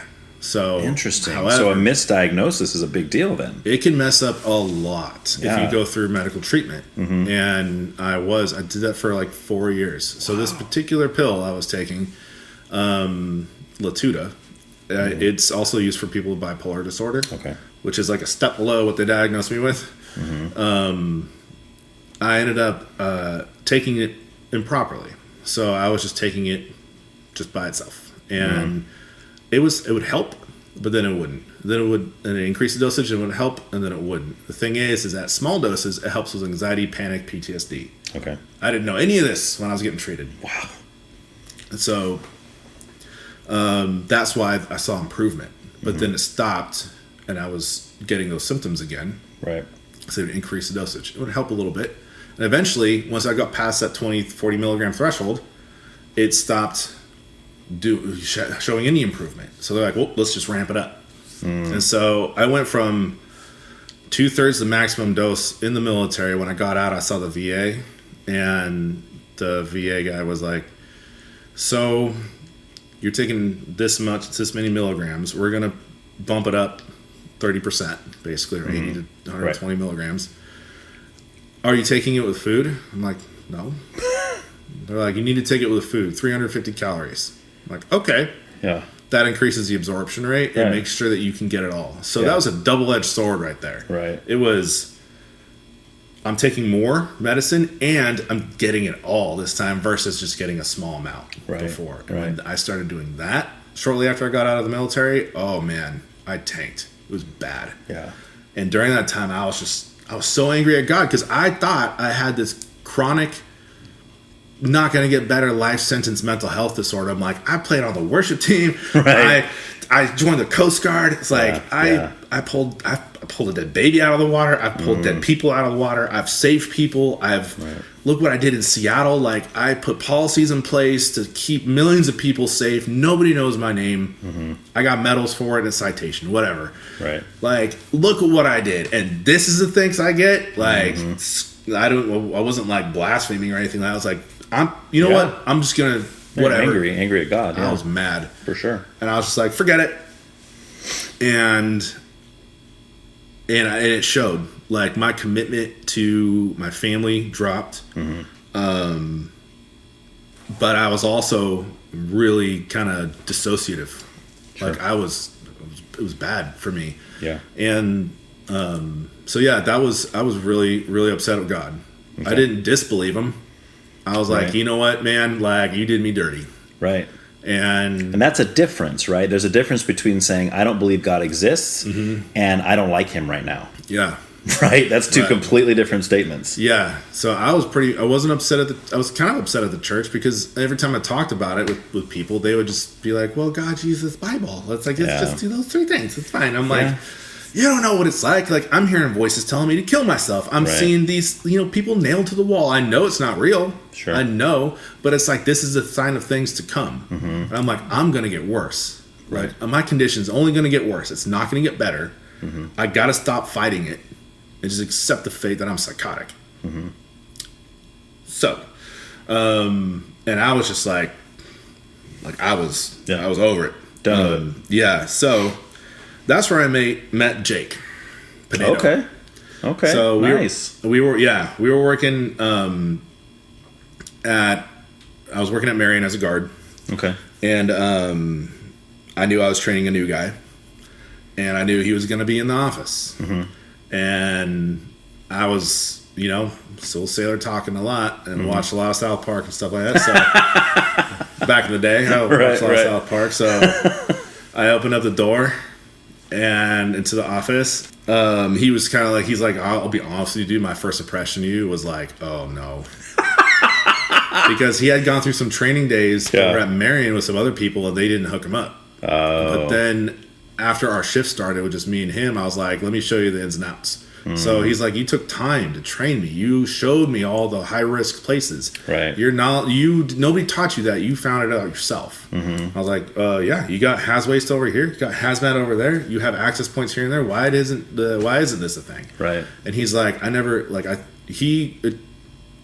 God bless him. Like, he gave me a lot of props for like showing him how to think like a physical security professional.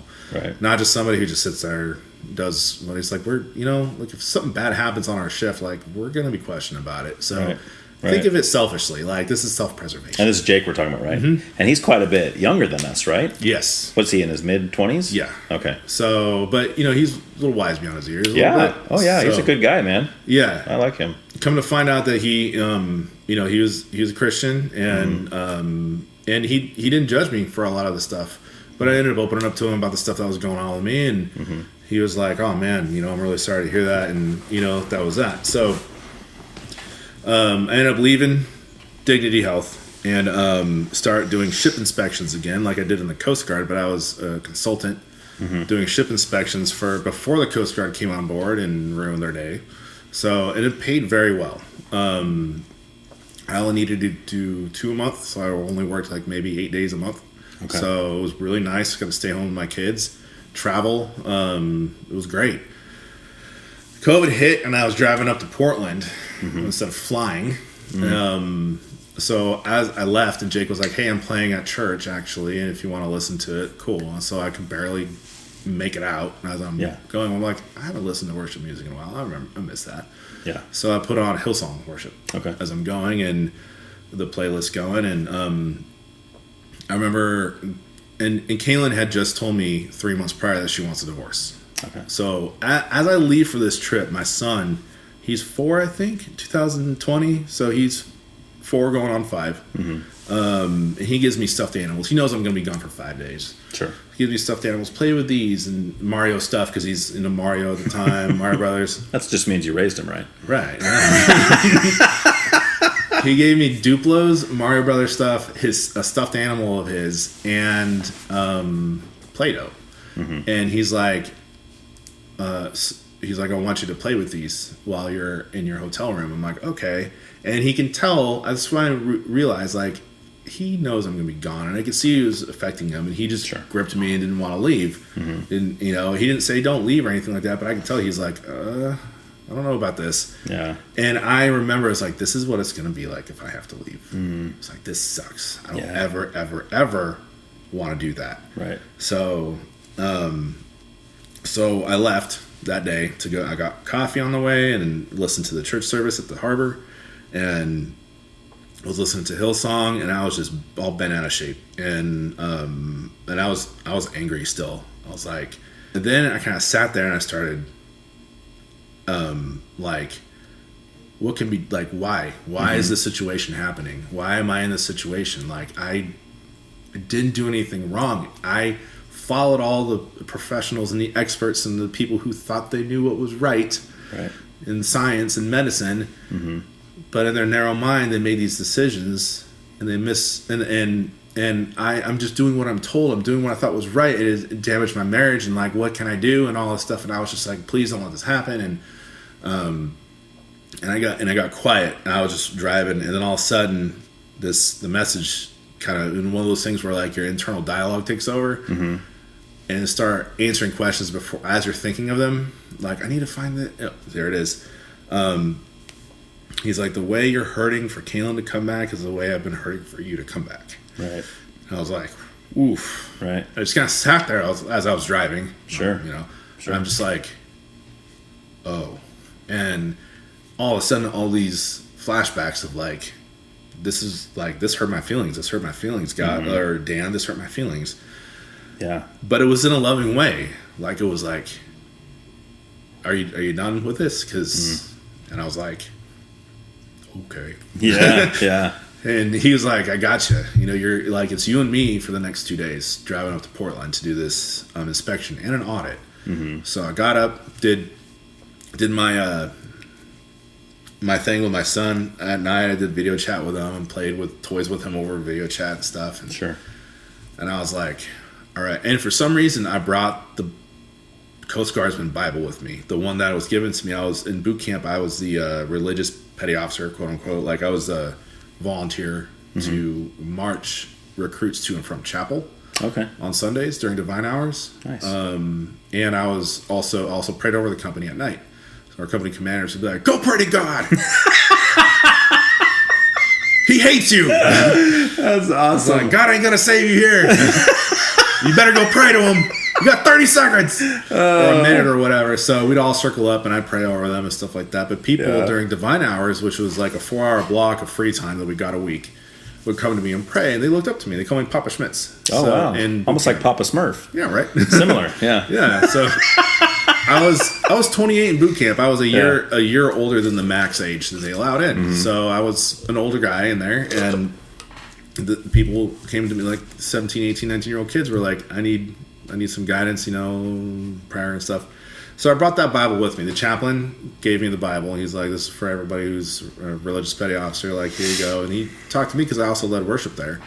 And he's like, and it really kind of humbled me because me and 2 other guys were worship leaders in our company. So we can play music. Sure. And they don't really get that there in boot camp. So we all showed up. We all knew the songs.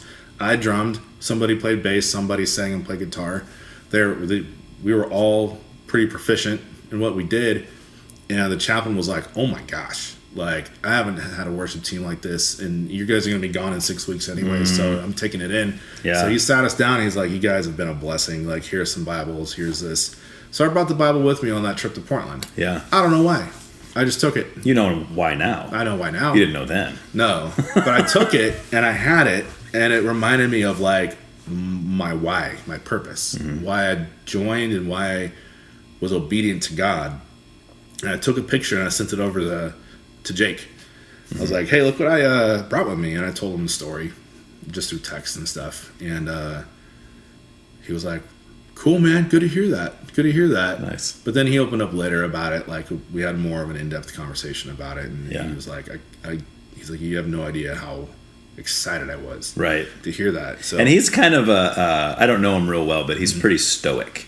Yeah. Like he's not like real loud and like boisterous. He's kind of a quiet guy. You see him smile and laugh every once in a while, but he's kind of quiet, right? He's kind of like, that's awesome. Yeah, he's a good dude. And, he's kind of a quiet dude, and he's very matter of fact, right? And tries to stay professional, and he's every now and then he's got dark humor that comes out. Oh yeah, like, all right, cool, okay, I like that.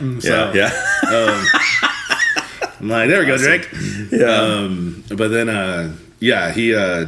he was definitely he was in my corner for sure. But and did my inspection up there, came back, and I kept it to myself for a little while, for a couple of weeks. But then I ended up telling Kaylin about it through our therapist at the time, and it was just like, I know I screwed up a lot in my walk with God, and that was really a discouragement, but here I am. So I'm back, and that's what after a little bit, that's what got me connected at the harbor, because I talked to Matt about it. Another good guy. So I was like, I need to get connected somehow. New Life won't take me back because I played at New Life in Pismo. They would, but they didn't know me because I was gone for 6 years and came back, and everybody changed over. Lead pastor passed away, no new leadership, and so I was like, hey, I used to be on the worship team, but I moved back now, so I can play again. And they're like, we don't know who you are. Like, oh really? Go through an application process and an audition and stuff like that. And I was like, okay. I was like, okay. So I was like, but I really want to jump in now, because that's my way of serving and worshiping is leading. So Jake was like, we need a player. So I was like, all right, cool. So that's when I showed up and started playing, and cool, man. It got a little bit much when we had to play outside and then inside and then outside. That was kind of rough. There were some cool mornings though, I think, with that. It was kind of neat playing out there, but but the nighttime rehearsals I got eaten alive. Yeah. And so mosquitoes and stuff. Yeah. Yeah. In that little grassy area, and there's this giant spider. I remember that was on one of the monitors, and I picked it up. I'm like, nope, never again. No, not at all. I remember seeing him run like during rehearsal. I saw this. It looked like a small rat just. And I'm like, yeah. I hope that was a mammal of some type. Yeah, like, yeah. I can handle that. Yeah. And then Matt's sister was like, "Oh, I got this," and just it was like just step on it. It was probably the size of our palm. So yeah. Anyways, that was my walk with spirituality. I mean, I grew up in the youth group in the church, and I had my convictions and stuff like that. But then once life started happening, I got I was able to handle things like my wife's disabilities and my wife's mental state, her struggles and her, stuff like that. I can handle that. Right. My brother, he still has cancer, I think. Yeah. Yeah, I was going to ask you about that too, because you mentioned that before. Is he doing better? Or is he? Yeah. Okay. Yeah, he's doing better. He's playing drums now at Equippers Church in AG, and he's a teacher now at Miller, and but yeah, he when he had cancer, he was like a zombie. It was almost like early onset dementia. Oh wow! Kicked in. So, and he's just a little bit older than you, right? Yeah, just a little bit. So, and I wasn't able to see him when he was up at Stanford getting his brain surgery going on. And when I saw him come out, he was in a wheelchair. And I saw pictures of him in his surgery and stuff and whatever. But then seeing it in person, the staples, like in Reliant K. Staples in his head, good chunk. Oh yeah. I was gonna send him that song, but I'm like, I don't think that's a funny song. Yeah. That's about drunk driving. So, yeah. Anyways, when I saw it, and it was like 3-dimensional, and I'm like, oh my gosh, like this is rough. Like it hit, and I was like, all right, dude, get in the car, come on, boy. Right. And he was just like, okay, and he was like, kind of like wobbly. I'm like, oh, they had to wheel him out. Like, sometimes it's like we have to, like, but like it's just policy. But he had to. Yeah, he couldn't walk. So like not very well. Right. And they didn't want him to. So and then he was just kind of like, all right. And he was weak. He lost a lot of weight. Been bathed very well. So I was like, oh, okay. Yeah. And that's where like the training came in. And I was like, all right, got a job to do. Got to get this done. So, all right, stand up. We got this. Let's turn you around. And, and he was in bad shape. And then we drove him to AG hospital. He was there for a while. But yeah, like that, I can handle that stuff. Sure. Like more so now, you're saying? More so now that you kind of had an experience with the Lord where you feel like maybe your relationship is stronger now than when you were a kid? Yeah. Okay. Because he still reminds me of that moment. Yeah. And he's like, remember when, you're afraid? Because, I'm kind of a control freak, kind of, sort of. I like to have things a certain way, but, I got that way of being in the military.